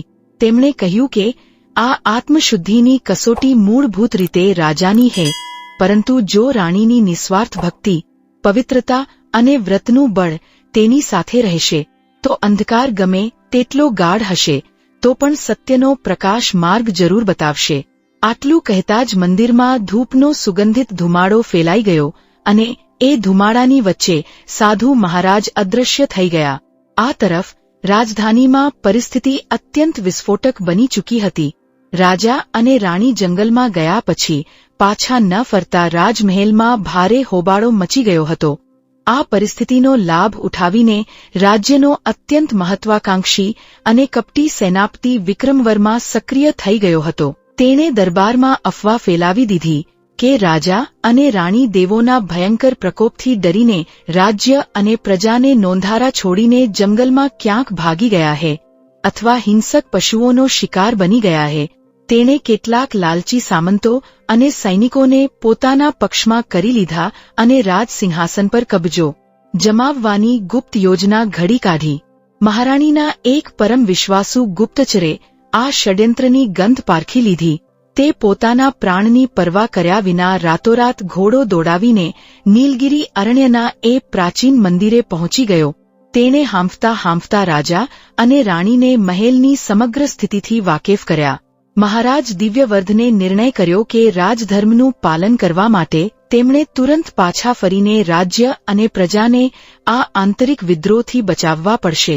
પરંતુ મંદિર છોડતા પહેલા મહારાણી પદ્મગંધાએ શ્રાવણ સોમવારના વ્રતની પવિત્ર વિધિ પૂર્ણ કરી. ધાર્મિક પરંપરા અને પ્રચલિત માન્યતાઓ અનુસાર શ્રાવણ માસનો સોમવાર એ દેવાધિદેવ શિવની ઉપાસના માટે સર્વશ્રેષ્ઠ અને પરમ કલ્યાણકારી માનવામાં આવે છે. લાખો ભક્તો આ પવિત્ર દિવસે ઉપવાસ રાખીને સાત્વિક જીવન જીવીને શિવલિંગ પર ગંગાજળ, કાચું દૂધ, ચંદન અને બિલ્વપત્ર અર્પણ કરીને પોતાના મનના વિકારો શાંત કરવાની પ્રાર્થના કરતા હોય છે. મહારાણીએ એ જ ભાવ સાથે શિવલિંગ પર શીતળ જળની ધારા અર્પણ કરી આંખો મીચી અને અત્યંત ભાવુક હૃદયે પ્રાર્થના કરી કે હે ભોળાનાથ, હે નીલકંઠ, મારા માટે રાજ સિંહાસન, મુગટ કે વૈભવનું કોઈ મહત્વ નથી. મારા માટે તો આ રાજ્યના પ્રત્યેક નિર્દોષ જીવનું કલ્યાણ સર્વોપરી છે. જો મારી ભક્તિ, મારા વ્રત અને મારા સમર્પણમાં રજમાત્ર પણ સાચાઈ હોય તો મારા પતિને અને સમગ્ર રાજ્યને અધર્મના અંધકારમાંથી ઉગારીને સત્યના પ્રકાશ તરફ દોરી જજો. પૂજા સંપન્ન કરીને રાજા અને રાણી ગુપ્તચર સાથે ઝડપથી રાજધાની તરફ રવાના થયા. માર્ગમાં તેઓ રાજ્યના છેવાડાના એક નાના ગામમાંથી પસાર થયા. એ ગામમાં દુષ્કાળ અને અસામાન્ય રોગચાળાને કારણે લોકો અત્યંત દયનીય હાલતમાં હતા. બાળકો ભૂખથી વિલાપ કરી રહ્યા હતા અને વૃદ્ધો લાચાર બનીને બેઠા હતા. રાજાની સાથે આપાતકાલીન વ્યવસ્થા માટે રાજભંડારના અનાજથી ભરેલા કેટલાક ગાડા હતા. મહારાજ દિવ્યવર્ધને એક ક્ષણનો પણ વિચાર કર્યા વિના પોતાના સૈનિકોને આદેશ આપ્યો કે આ તમામ ગાડા અહીં રોકી દો અને આ ગામના પ્રત્યેક પરિવારમાં સમાન રીતે અનાજનું વિતરણ કરી દો. સાથે રહેલા એક સૈનિકે સંકોચ સાથે કહ્યું કે પરંતુ મહારાજ, આ અનાજ તો રાજમહેલ અને સેનાના વિશેષ ઉપયોગ માટે સુરક્ષિત રાખવામાં આવ્યું હતું. જો આપણે આ બધું અહીં વહેંચી દઈશું તો મહેલમાં અછત સર્જાઈ શકે છે. મહારાજ દિવ્યવર્ધને અત્યંત ગંભીર અને દ્રઢ અવાજે ઉત્તર આપ્યો કે આ અનાજ રાજમહેલનું નથી. આ અન્ન પર પહેલો અધિકાર આ ભૂખી પ્રજાનો છે. રાજા પ્રજાની સંપત્તિનો માલિક નથી હોતો, તે માત્ર તેનો રક્ષક અને સેવક હોય છે. જો મારી પ્રજા ભૂખી મરતી હોય અને હું મહેલમાં અનાજનો સંગ્રહ કરું તો મારાથી મોટો અધર્મી કોઈ નથી. રાજાના આ બદલાયેલા રૂપ અને વિચારોને જોઈને મહારાણી પદ્મગંધાના મુખ પર એક અદ્ભુત સંતોષભર્યું સ્મિત રેલાઈ ગયું. તેમને લાગ્યું કે તેમના શ્રાવણ સોમવારના વ્રતનું સાચું ફળ હવે પ્રગટ થઈ રહ્યું છે. અનાજ વિતરણ દરમિયાન ગામનો એક અત્યંત વૃદ્ધ ખેડૂત ધ્રુજતા પગલે રાજા પાસે આવ્યો. તેણે રાજાના ચરણ સ્પર્શ કરીને ગદગદ કંઠે કહ્યું કે હે અન્નદાતા, આપના આ શબ્દો સાંભળીને મને મારા સ્વર્ગસ્થ પિતાની વાતો યાદ આવી ગઈ. તેમણે મને કહ્યું હતું કે તમારા પ્રપિતામહના શાસનકાળમાં પણ એકવાર આવી જ રીતે રાજા પોતે ગામમાં અનાજ વહેંચવા આવ્યા હતા. પરંતુ ત્યાર પછી અચાનક શું બન્યું કે વર્ષો સુધી કોઈ રાજા કે મંત્રીએ અમારી સામે જોયું પણ નહીં. રાજાએ આશ્ચર્યથી પૂછ્યું કે મારા પ્રપિતામહ, તારી પાસે એ સમયની કોઈ યાદ કે માહિતી છે? વૃદ્ધ ખેડૂતે કહ્યું કે મહારાજ, મારા પિતા એ સમયે રાજભંડારમાં એક સામાન્ય મજૂર તરીકે કામ કરતા હતા. તેમણે મૃત્યુ સમયે મને એક જૂની વસ્તુ સોંપી હતી અને કહ્યું હતું કે આમાં કોઈ મોટો ભેદ છુપાયેલો છે. એ વૃદ્ધ પોતાના ઝૂંપડામાંથી એક અત્યંત જૂની પિત્તળની થાળી લઈ આવ્યો. જ્યારે રાજાએ એ થાળીને ઉલટાવીને જોઈ ત્યારે તેમના આશ્ચર્યનો પાર ન રહ્યો. એ થાળીના પાછળના ભાગમાં પણ બરાબર એ જ રાજવંશનું પ્રાચીન ચિહ્ન અને શિવલિંગની આકૃતિ અંકિત થયેલી હતી.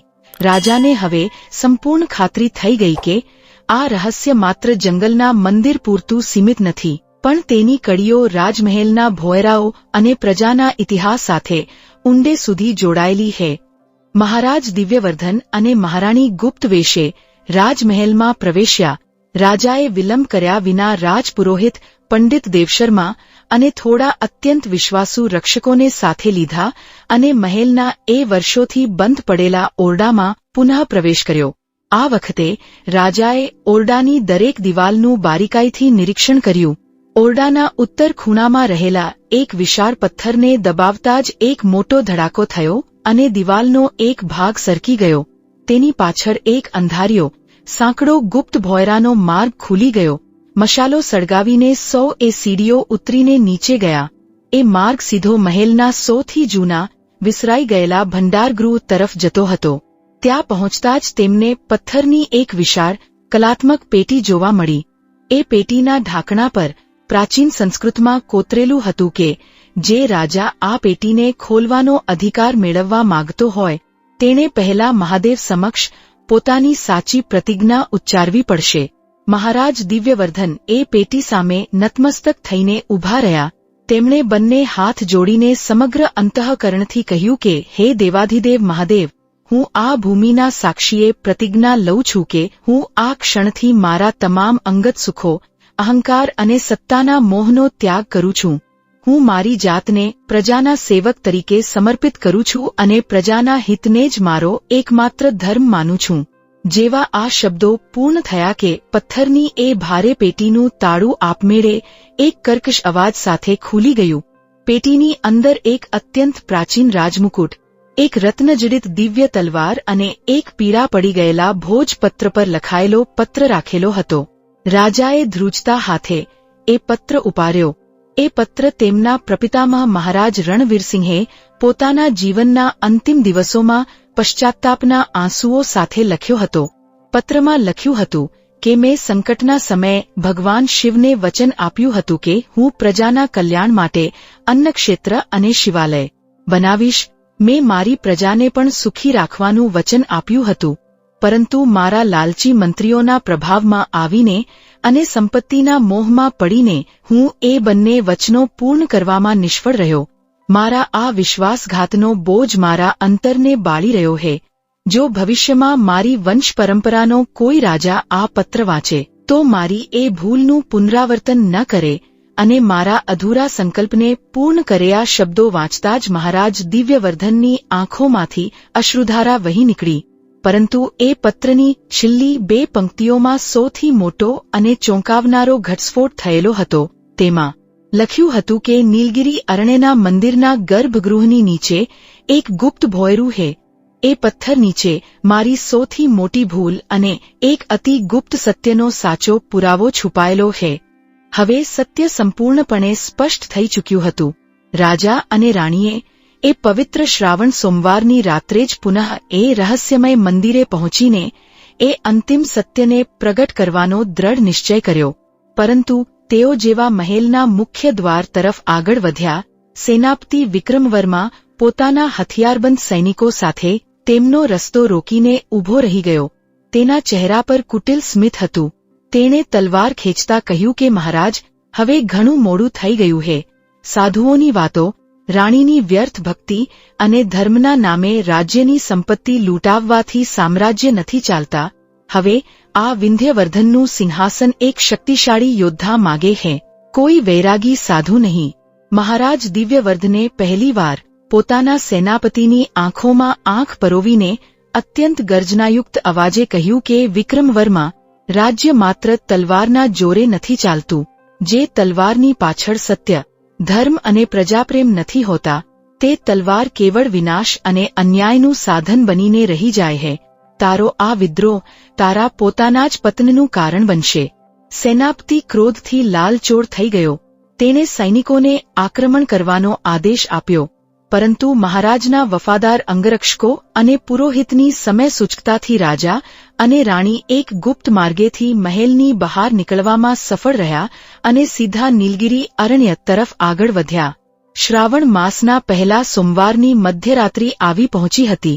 આખું નીલગિરી અરણ્ય જાણે કોઈ દિવ્ય શક્તિના પ્રભાવ હેઠળ આવી ગયું હોય તેવું લાગતું હતું. આકાશમાંથી ધીમો ધીમો અમૃત જેવો વરસાદ વરસી રહ્યો હતો. મંદિરના પ્રાંગણમાં રાખેલા અસંખ્ય માટીના દીવાઓ મુશળધાર પવન હોવા છતાં અકલ્પનીય રીતે અખંડ પ્રગટી રહ્યા હતા. મંદિરની આસપાસની હવા બિલ્વપત્ર, ચંદન અને ભસ્મની પવિત્ર સુગંધથી મહેકી રહી હતી. મહારાણી પદ્મગંધાએ શ્રાવણ સોમવારની પરમ નિષ્ઠા સાથે શિવલિંગ પર ગંગાજળનો અભિષેક કર્યો અને મહારાજ દિવ્યવર્ધને પોતાના જીવનમાં પહેલીવાર અત્યંત વિનમ્ર ભાવે આંખોમાં પશ્ચાતાપના આંસુ સાથે પોતાના બંને હાથે એક ત્રિદલ બિલ્વપત્ર શિવલિંગના મસ્તક પર અર્પણ કર્યું. તેમના મુખમાંથી શબ્દો નીકળ્યા કે હે ત્રિલોકના નાથ, હે મહાદેવ, મને આ નશ્વર રાજ્ય, વૈભવ કે વિજયની કોઈ કામના નથી. મને કેવળ સત્યનો માર્ગ આપો અને મારા હાથે મારી પ્રજાનું કલ્યાણ કરાવો. આ સમર્પણની ક્ષણે જ ગર્ભગૃહની જમીનમાં રહેલો એક વિશાળ શિલાખંડ આપમેળે એક તરફ ખસી ગયો અને નીચે જતી પ્રાચીન સીડીઓ દેખાવા લાગી. રાજા અને રાણી મશાલ લઈને એ ભૂગર્ભમાં ઉતર્યા. નીચે પહોંચતા જ તેમના આશ્ચર્યનો પાર ન રહ્યો. ત્યાં ચારે તરફ પ્રાચીન શિલાલેખો, ઔષધિઓના કુંભ અને અનાજના વિશાળ માટલા રાખેલા હતા. પરંતુ સૌથી મોટો ઘટસ્ફોટ એ હતો કે ત્યાં સુવર્ણ, રત્નો અને ધનધાન્યનો એક અખૂટ ગુપ્ત ભંડાર છુપાયેલો હતો.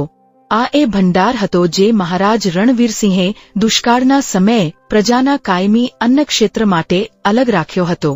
પરંતુ પાછળથી ભ્રષ્ટ મંત્રીઓ અને સેનાપતિઓની પેઢીઓએ આ ભંડારને છુપાવી રાખીને તેનો પોતાના અંગત સ્વાર્થ માટે ઉપયોગ કરવાનું ષડયંત્ર રચ્યું હતું. રાજાને સમજાયું કે તેમના પૂર્વજની ભૂલ માત્ર વચનભંગની નહોતી, પણ રાજ્યમાં મૂળિયા નાખી ચૂકેલા ભ્રષ્ટાચાર અને લોભને સમયસર ન ઓળખવાની હતી. તે જ સમયે પાછળથી પગરવ સંભળાયા. સેનાપતિ વિક્રમવર્મા પોતાના વિશ્વાસુ સૈનિકો સાથે ત્યાં પહોંચી ગયો હતો. તેની આંખો એ અખૂટ સુવર્ણ ભંડાર જોઈને ચમકી ઉઠી. તેણે તલવાર ઉગામતા કહ્યું કે આ તમામ સંપત્તિ હવે મારી હે. આનાથી હું આખા આર્યાવર્ત પર રાજ કરીશ. સેનાપતિના ઇશારે સૈનિકો રાજા તરફ ધસી આવ્યા.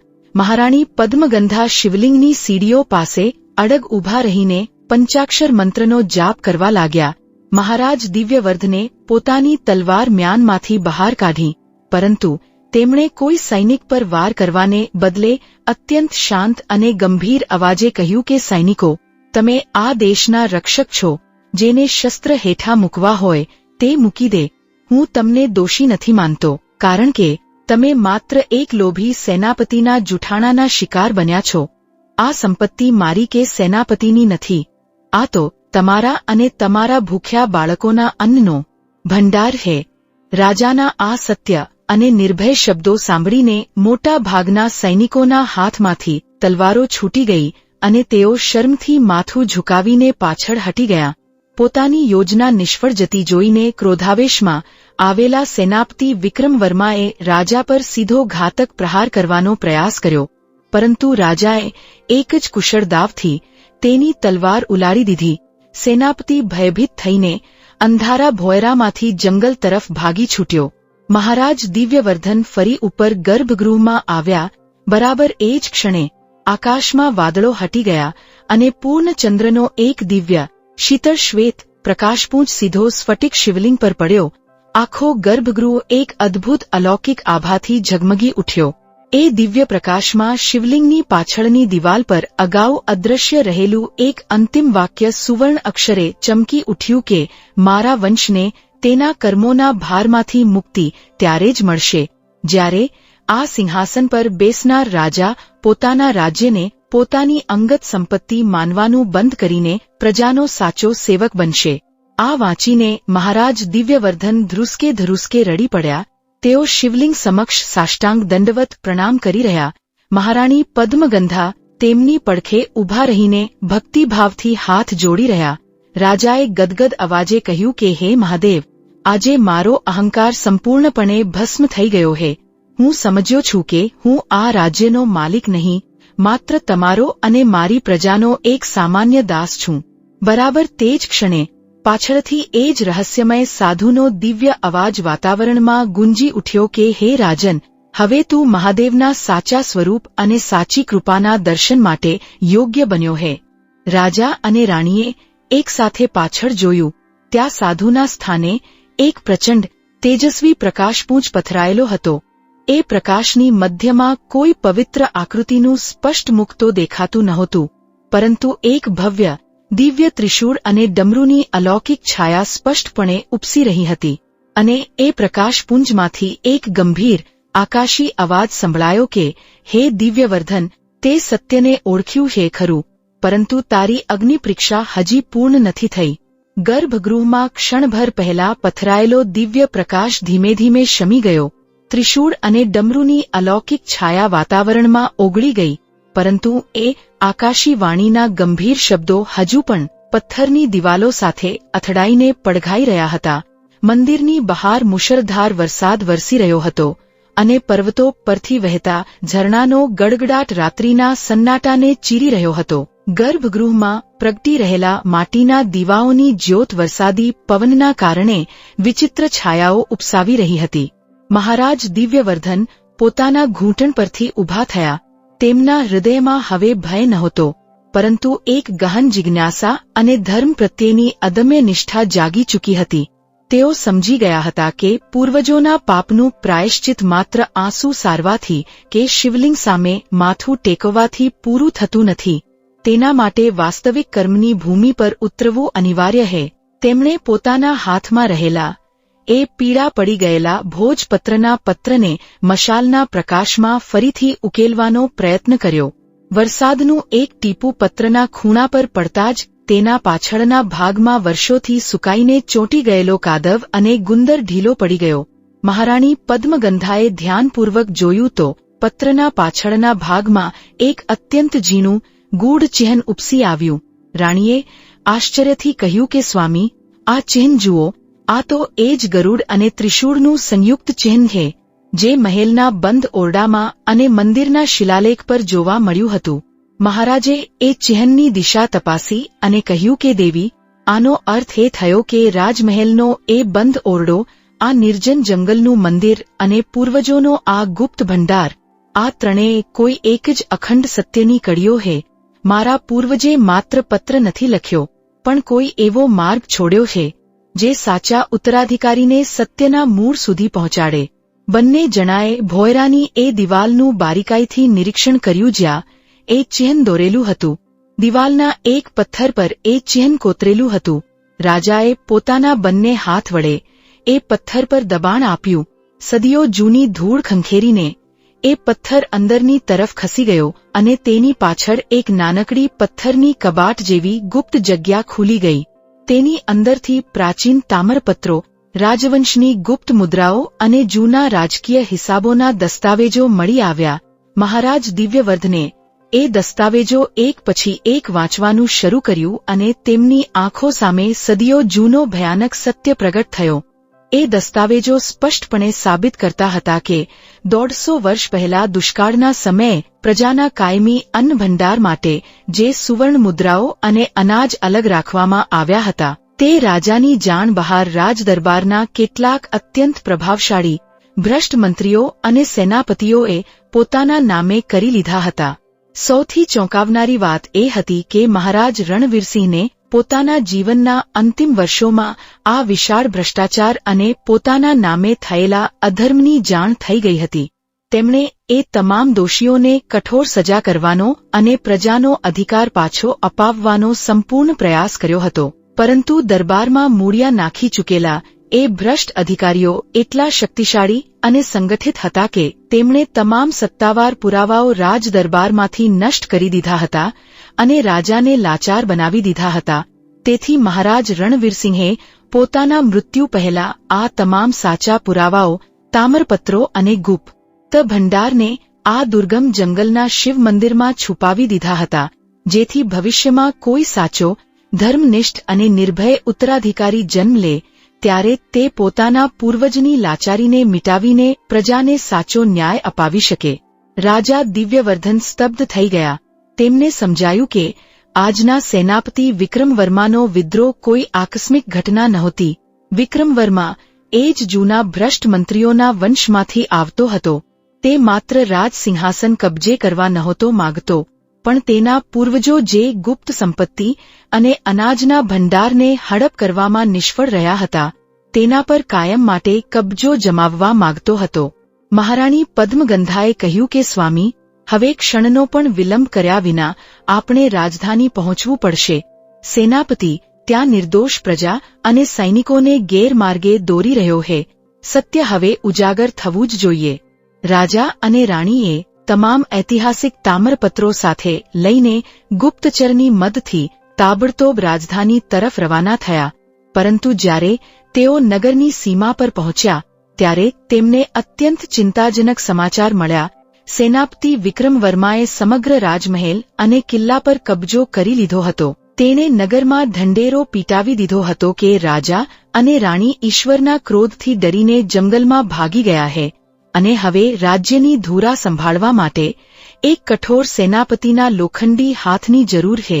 પ્રજા ભયભીત હતી અને મહેલમાં રહેલા રાજાના વફાદાર રક્ષકોને બંદી બનાવી લેવામાં આવ્યા હતા. મહારાજ દિવ્યવર્ધને સીધો સૈન્ય હુમલો કરવાને બદલે સામાન્ય નાગરિકના વસ્ત્રો ધારણ કર્યા અને મહારાણી સાથે ગુપ્ત રીતે નગરના બજાર અને ગલીઓમાં પ્રવેશ કર્યો. તેઓ પોતાની પ્રજાના મનની સાચી સ્થિતિ જાણવા માંગતા હતા. નગરના એક ખૂણામાં ભૂખી અને તરસ્યા લોકોની ભીડ જમા થઈ હતી. ત્યાં એક વૃદ્ધ અને દુર્બળ વ્યક્તિ પોતાના ભૂખ્યા પૌત્રને છાતીએ વળગાડીને આંસુ સારી રહ્યો હતો. તે ભીડ વચ્ચે કહી રહ્યો હતો કે સિંહાસન પર રાજા બેસે કે સેનાપતિ, એનાથી અમારા જેવા ગરીબોના ભાગ્યમાં શું ફરક પડવાનો? અમને રાજનીતિ કે સત્તા સાથે કોઈ લેવાદેવા નથી. અમને તો માત્ર અમારા બાળકો માટે 2 ટંકનું અનાજ અને શાંતિ જોઈએ છે. આ સાદા છતાં વેધક શબ્દો સાંભળીને મહારાજ દિવ્યવર્ધનનું હૃદય અંદરથી ચિરાઈ ગયું. તેમની આંખોમાં પશ્ચાતાપના આંસુ આવી ગયા. તેઓ સમજી ગયા કે સત્તાની આ લડાઈમાં સૌથી મોટી ભૂલ એ હતી કે રાજાઓ હંમેશા સિંહાસન અને મુગટને બચાવવામાં રચ્યાપચ્યા રહ્યા, જ્યારે સાચો રાજધર્મ તો એ ભૂખ્યા પ્રજાજનના આંસુ લૂવામાં હતો. મહારાણી પદ્મગંધા પણ અનાજ વિતરણ કેન્દ્ર પાસે બેઠેલી લાચાર સ્ત્રીઓ પાસે પહોંચ્યા.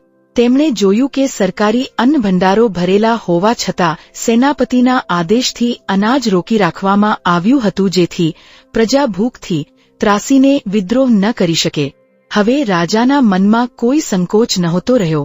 તેઓ કોઈ શસ્ત્ર કે અંગરક્ષકો વિના સીધા નગરના મુખ્ય ચોકમાં આવીને ઊભા રહ્યા અને પોતાના શરીર પરથી સામાન્ય વસ્ત્ર હટાવીને ગર્જના કરી કે હું તમારો રાજા દિવ્યવર્ધન છું.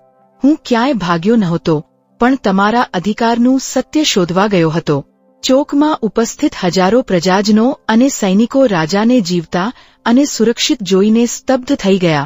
લોકોમાં એક આશાનું મોજું ફરી વળ્યું. સમાચાર મળતા જ સેનાપતિ વિક્રમવર્મા પોતાના સશસ્ત્ર ઘોડેસવારો સાથે ચોકમાં ધસી આવ્યો. તેણે ક્રોધથી લાલ થઈને સૈનિકોને આદેશ આપ્યો કે આ ઢોંગી રાજાને તુરંત બંદી બનાવો અથવા તેના પ્રાણ લઈ લો. પરંતુ મહારાજ દિવ્યવર્ધને પોતાની તલવાર મ્યાનમાંથી બહાર ન કાઢી.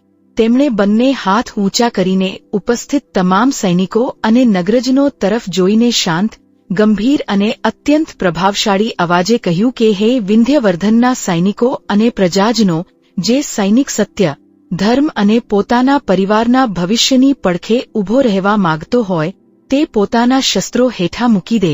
હું તમારા પર કોઈ પ્રહાર નહીં કરું. તમે કોઈ ગુનેગાર નથી. તમે માત્ર એક કપટી સેનાપતિના જૂઠાણાના શિકાર બન્યા છો.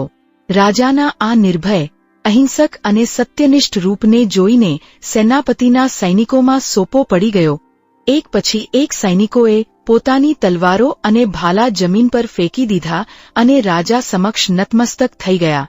પોતાની સેનાને હાથમાંથી જતી જોઈને સેનાપતિ વિક્રમવર્મા પાગલ જેવો બની ગયો. તેણે પોતે તલવાર ખેંચી અને રાજા પર સીધો ઘાતક વાર કરવા દોડ્યો. પરંતુ મહારાજ દિવ્યવર્ધને અત્યંત ચપળતાથી તેના વારને નિષ્ફળ બનાવ્યો અને તેની તલવાર છીનવી લીધી. રાજા ઇચ્છતા તો ક્ષણાર્ધમાં સેનાપતિનું મસ્તક ધડથી અલગ કરી શકતા હતા, પરંતુ રાજાએ તલવાર નીચે કરી દીધી અને કહ્યું કે વિક્રમવર્મા, મને મારીને તું કદાચ આ માટીના સિંહાસન પર બેસી શકત, પરંતુ સત્ય અને મહાદેવના ન્યાયને તું ક્યારેય મારી ન શકત. સેનાપતિ ભય અને ક્રોધથી ધ્રુજતો ત્યાંથી ભાગીને સીધો રાજમહેલના એ જ વર્ષોથી બંધ પડેલા ઓરડા તરફ દોડ્યો. તેને લાગ્યું કે ત્યાં કોઈ ગુપ્ત માર્ગ હશે જ્યાંથી તે ભાગી છૂટી શકે. રાજા, રાણી, રાજપુરોહિત પંડિત દેવશર્મા અને સૈનિકો તેની પાછળ એ ઓરડામાં પહોંચ્યા. સેનાપતિએ ઓરડાની અંદર છુપાયેલી એક પ્રાચીન પેટીમાંથી એક જૂનો તામ્રપત્રનો દસ્તાવેજ બહાર કાઢ્યો અને રાજા સામે લહેરાવતા દાવો કર્યો કે આ દસ્તાવેજ જુઓ, આના પર તમારા પ્રપિતામહ મહારાજ રણવીરસિંહની સહી હે, જેમાં તેમણે આ ગુપ્ત ભંડાર અને રાજ્યની જમીનો મારા પૂર્વજોને સોંપી દીધી હતી. તમારા પૂર્વજો જ અધર્મી હતા. મહારાજે એ દસ્તાવેજ હાથમાં લીધો. મહારાણી પદ્મગંધાએ તુરંત એ દસ્તાવેજની મુદ્રા પર ધ્યાન આપ્યું અને કહ્યું કે મહારાજ, આ સહી ભલે તમારા પૂર્વજની હોય, પરંતુ આ દસ્તાવેજ પર જે રાજમુદ્રા લાગેલી છે તે તેમના શાસનકાળની નથી. રાજપુરોહિત પંડિત દેવશર્માએ આગળ આવીને એ મુદ્રા તપાસી અને ગંભીર અવાજે કહ્યું કે મહારાણી સત્ય કહી રહ્યા હે. આ સહી મહારાજ રણવીરસિંહની હે, પરંતુ આ લાલ લાખની મુદ્રા તેમના મૃત્યુના 5 વર્ષ પછી રાજદરબારમાં બનાવવામાં આવી હતી. આ દસ્તાવેજ વિક્રમવર્માના પૂર્વજોએ કરેલો એક વિશ્વાસઘાતી અને કૂટ રચાયેલો ષડયંત્રનો ભાગ છે. આ અકાટ્ય પુરાવા સામે સેનાપતિ વિક્રમવર્માનો તમામ પ્રપંચ ધ્વસ્ત થઈ ગયો. તેની પાસે બોલવા માટે કોઈ શબ્દ ન બચ્યા. સૈનિકોએ તેને તુરંત બંદી બનાવી લીધો. મહારાજ દિવ્યવર્ધને કોઈ પણ ક્રોધ કે વ્યક્તિગત વેરભાવ રાખ્યા વિના રાજ્યના નિયમો અને ધર્મશાસ્ત્ર અનુસાર સેનાપતિ અને તેના સાથીદારો પર રાજદ્રોહ અને પ્રજા સાથે વિશ્વાસઘાતનો કાયદેસર મુકદ્દમો ચલાવીને યોગ્ય કારાવાસની સજા ફરમાવી. બીજા દિવસે પ્રભાતે મહારાજ દિવ્યવર્ધને સમગ્ર પ્રજા અને દરબારીઓની ઉપસ્થિતિમાં એક ભવ્ય રાજસભા બોલાવી. પરંતુ આ વખતે રાજા સિંહાસન પર બેઠા નહીં. તેઓ સિંહાસનના પગથિયા પાસે નીચે ઊભા રહ્યા. તેમણે સમગ્ર સભા સમક્ષ પોતાના બંને હાથ જોડીને અત્યંત વિનમ્રતાપૂર્વક કહ્યું કે હે મારા વહાલા પ્રજાજનો, આજે હું તમારી સમક્ષ એક રાજા તરીકે નહીં પણ તમારા સેવક તરીકે ઊભો છું. 150 વર્ષ પહેલા મારા પૂર્વજોથી જે ભૂલ થઈ હતી અને આટલા વર્ષો સુધી મારા પોતાના અહંકાર અને અજ્ઞાનતાના કારણે જે ઉપેક્ષા થઈ છે તે બંને માટે હું આજે જાહેરમાં તમારી અને મહાદેવની ક્ષમા યાચું છું. હું પણ મારા પૂર્વજોની જેમ પ્રજાના દુઃખથી અજાણ બનીને માત્ર ધન અને સત્તાના નશામાં અંધ બની ગયો હતો, પરંતુ મારી ધર્મપત્ની મહારાણી પદ્મગંધાની નિસ્વાર્થ ભક્તિ અને દેવાધિદેવ મહાદેવના સંકેતોએ મને મારા અહંકારનો અરીસો બતાવ્યો છે. રાજાએ આગળ જાહેરાત કરી કે નીલગિરી અરણ્યના ભોયરામાં મળેલો તમામ સુવર્ણ ભંડાર અને રાજકોષનું અડધું ધન આજથી રાજ્યના પ્રત્યેક ગરીબ, ખેડૂત, અનાથ અને અસહાય નાગરિકના કલ્યાણ માટે સમર્પિત કરવામાં આવે છે. નીલગિરી અરણ્યના એ પ્રાચીન શિવ મંદિરનો ભવ્ય જીર્ણોદ્ધાર કરવામાં આવશે, પરંતુ એ મંદિર મારા કે મારા રાજવંશના નામે નહીં પણ વિંધ્યવર્ધનની સમગ્ર પ્રજાના નામે રહેશે. આ સાંભળીને સમગ્ર રાજસભા અને પ્રજાજનોના હર્ષનાદથી આકાશ ગુંજી ઉઠ્યું. લોકોની આંખોમાં આદર અને પ્રેમના આંસુ વહી નીકળ્યા. શ્રાવણ માસનો એ પવિત્ર સોમવાર ફરી એકવાર આવી પહોંચ્યો. આ વખતે નીલગિરી અરણ્યનું એ પ્રાચીન શિવાલય કોઈ નિર્જન કે ભયાનક ખંડેર નહોતું રહ્યું, પણ એક પરમ પવિત્ર દિવ્ય તીર્થસ્થાન બની ગયું હતું. મંદિરના પરિસરમાં હજારો દીવાઓ પ્રગટી રહ્યા હતા અને વાતાવરણ ધૂપ, કપૂર, ચંદન અને બિલ્વપત્રની સુગંધથી મહેકી રહ્યું હતું. મંદિરની બહાર એક વિશાળ અન્નક્ષેત્ર શરૂ કરવામાં આવ્યું હતું. ત્યાં કોઈ નાતજાત કે અમીર ગરીબના ભેદભાવ વિના હજારો લોકોને સાત્વિક ભોજન પીરસવામાં આવી રહ્યું હતું. મહારાણી પદ્મગંધા પોતે સામાન્ય વસ્ત્રોમાં જમીન પર બેસીને ગરીબ સ્ત્રીઓ અને બાળકોને પોતાના હાથે પ્રેમપૂર્વક અન્ન પીરસી રહ્યા હતા અને મહારાજ દિવ્યવર્ધન પોતાના ખભા પર જળનો કળશ લઈને આવતા પ્રત્યેક યાત્રાળુ અને વૃદ્ધને પોતાના હાથે શીતળ જળ પાઈ રહ્યા હતા. શિવ ભક્તિ હવે માત્ર મંત્રોચ્ચાર કે પથ્થરની પૂજા સુધી સીમિત નહોતી રહી, પણ માનવ સેવા અને દીન દુખિયાના આંસુ લૂવાનું જીવંત સ્વરૂપ બની ચૂકી હતી. સાંજના સમયે જ્યારે સૂર્યાસ્ત થયો અને પૂજા સંપન્ન થઈ, ત્યારે મહારાણી પદ્મગંધા ગર્ભગૃહમાં સ્ફટિક શિવલિંગ પાસે બેઠા તેમણે આંખો બંધ કરીને સમગ્ર અંતઃકરણથી પ્રાર્થના કરી કે હે નીલકંઠ, હે ભોળાનાથ, જો અમારી આ ભક્તિ, ઉપવાસ અને સેવામાં રજમાત્ર પણ સાચાઈ હોય તો આ ભૂમિ પરથી અહંકાર, અસત્ય અને અન્યાયનો કાયમ માટે નાશ કરજો અને સૌને સન્માર્ગે ચાલવાની સદ્બુદ્ધિ આપજો. મહારાજ દિવ્યવર્ધન પણ રાણીની બાજુમાં બેઠા. તેમણે પોતાના બંને હાથમાં ગંગાજળ અને તાજું ત્રિદલ બિલ્વપત્ર લીધું. અત્યંત ભાવ વિભોર થઈને આંખોમાંથી શ્રદ્ધાના અશ્રુ વહાવતા તેમણે શિવલિંગ પર જળાભિષેક કર્યો અને ધીમા લયબદ્ધ અવાજે પંચાક્ષર મંત્રનું રટણ કર્યું. તે ક્ષણે મંદિરમાં કોઈ અતિશય ચમત્કાર ન થયો, પરંતુ એક અકલ્પનીય અને પરમ શાંતિનું મોજું ફરી વળ્યું. મંદિરના તમામ દીવાઓની જ્યોત બિલકુલ સ્થિર થઈ ગઈ. બહાર વરસી રહેલો વરસાદ ધીમો પડીને એક મધુર અમૃતધારા જેવો બની ગયો. આકાશમાંથી વાદળો હટી ગયા અને પૂર્ણ ખીલેલા ચંદ્રનો શીતળ દૂધ જેવો શ્વેત પ્રકાશ સીધો ગર્ભગૃહમાં પ્રવેશીને શિવલિંગ પર પથરાઈ ગયો. શિવલિંગ તે પ્રકાશમાં હીરાની જેમ ઝળહળી ઉઠ્યું. રાજા અને રાણીએ જ્યારે માથું ઊંચું કર્યું, ત્યારે શિવલિંગની પાછળ એ જ રહસ્યમય વૃદ્ધ સાધુ ઊભેલા દેખાયા. તેમના મુખ પર અનંત કરુણા અને પ્રસન્નતાનું સ્મિત હતું. મહારાજ દિવ્યવર્ધને હાથ જોડીને પૂછ્યું કે હે મહાત્મા, શું આપ જ આ સમગ્ર માર્ગ પર મને મારો અહંકાર તોડવા અને સત્ય સમજાવવા માટે પ્રેરણા આપી રહ્યા હતા? સાધુએ અત્યંત મધુર અવાજે કહ્યું કે રાજન, હું તો માત્ર એક નિમિત્ત હતો, એક માર્ગદર્શક હતો, જેને તું આટલા દિવસોથી બહાર શોધી રહ્યો હતો. તે સત્ય ક્યાંય બહાર નહોતું. તે તો તારા પોતાના અહંકાર અને પૂર્વગ્રહોના પડળ પાછળ છુપાયેલું હતું. રાજાએ વિનમ્રતાથી પૂછ્યું કે તો શું હવે મને મહાદેવના સાચા સ્વરૂપના દર્શન થશે?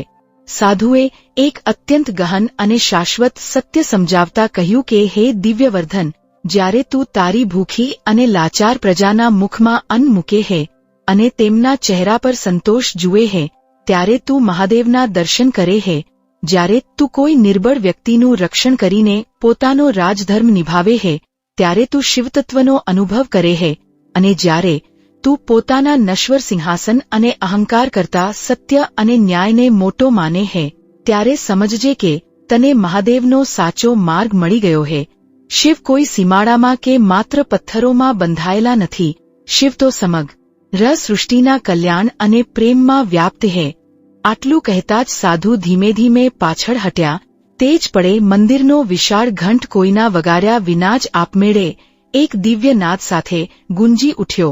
રાજા અને રાણીએ જ્યારે પલક ઝબકાવીને ફરી જોયું, તો સાધુ ત્યાં નહોતા. શિવલિંગના મસ્તક પર માત્ર એક તાજું સુગંધિત બિલ્વપત્ર શોભી રહ્યું હતું.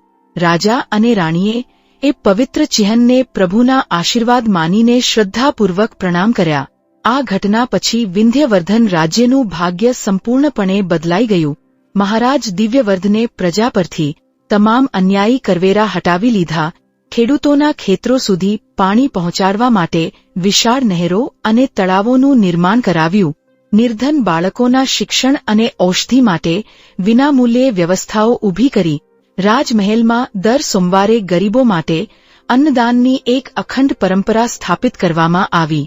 શ્રાવણ માસના પ્રત્યેક સોમવારે મહારાજ પોતે સાત્વિક જીવનશૈલી અપનાવીને ઉપવાસ રાખીને ભગવાન શિવનું સ્મરણ કરતા અને પ્રજાની સેવામાં સમય વિતાવતા.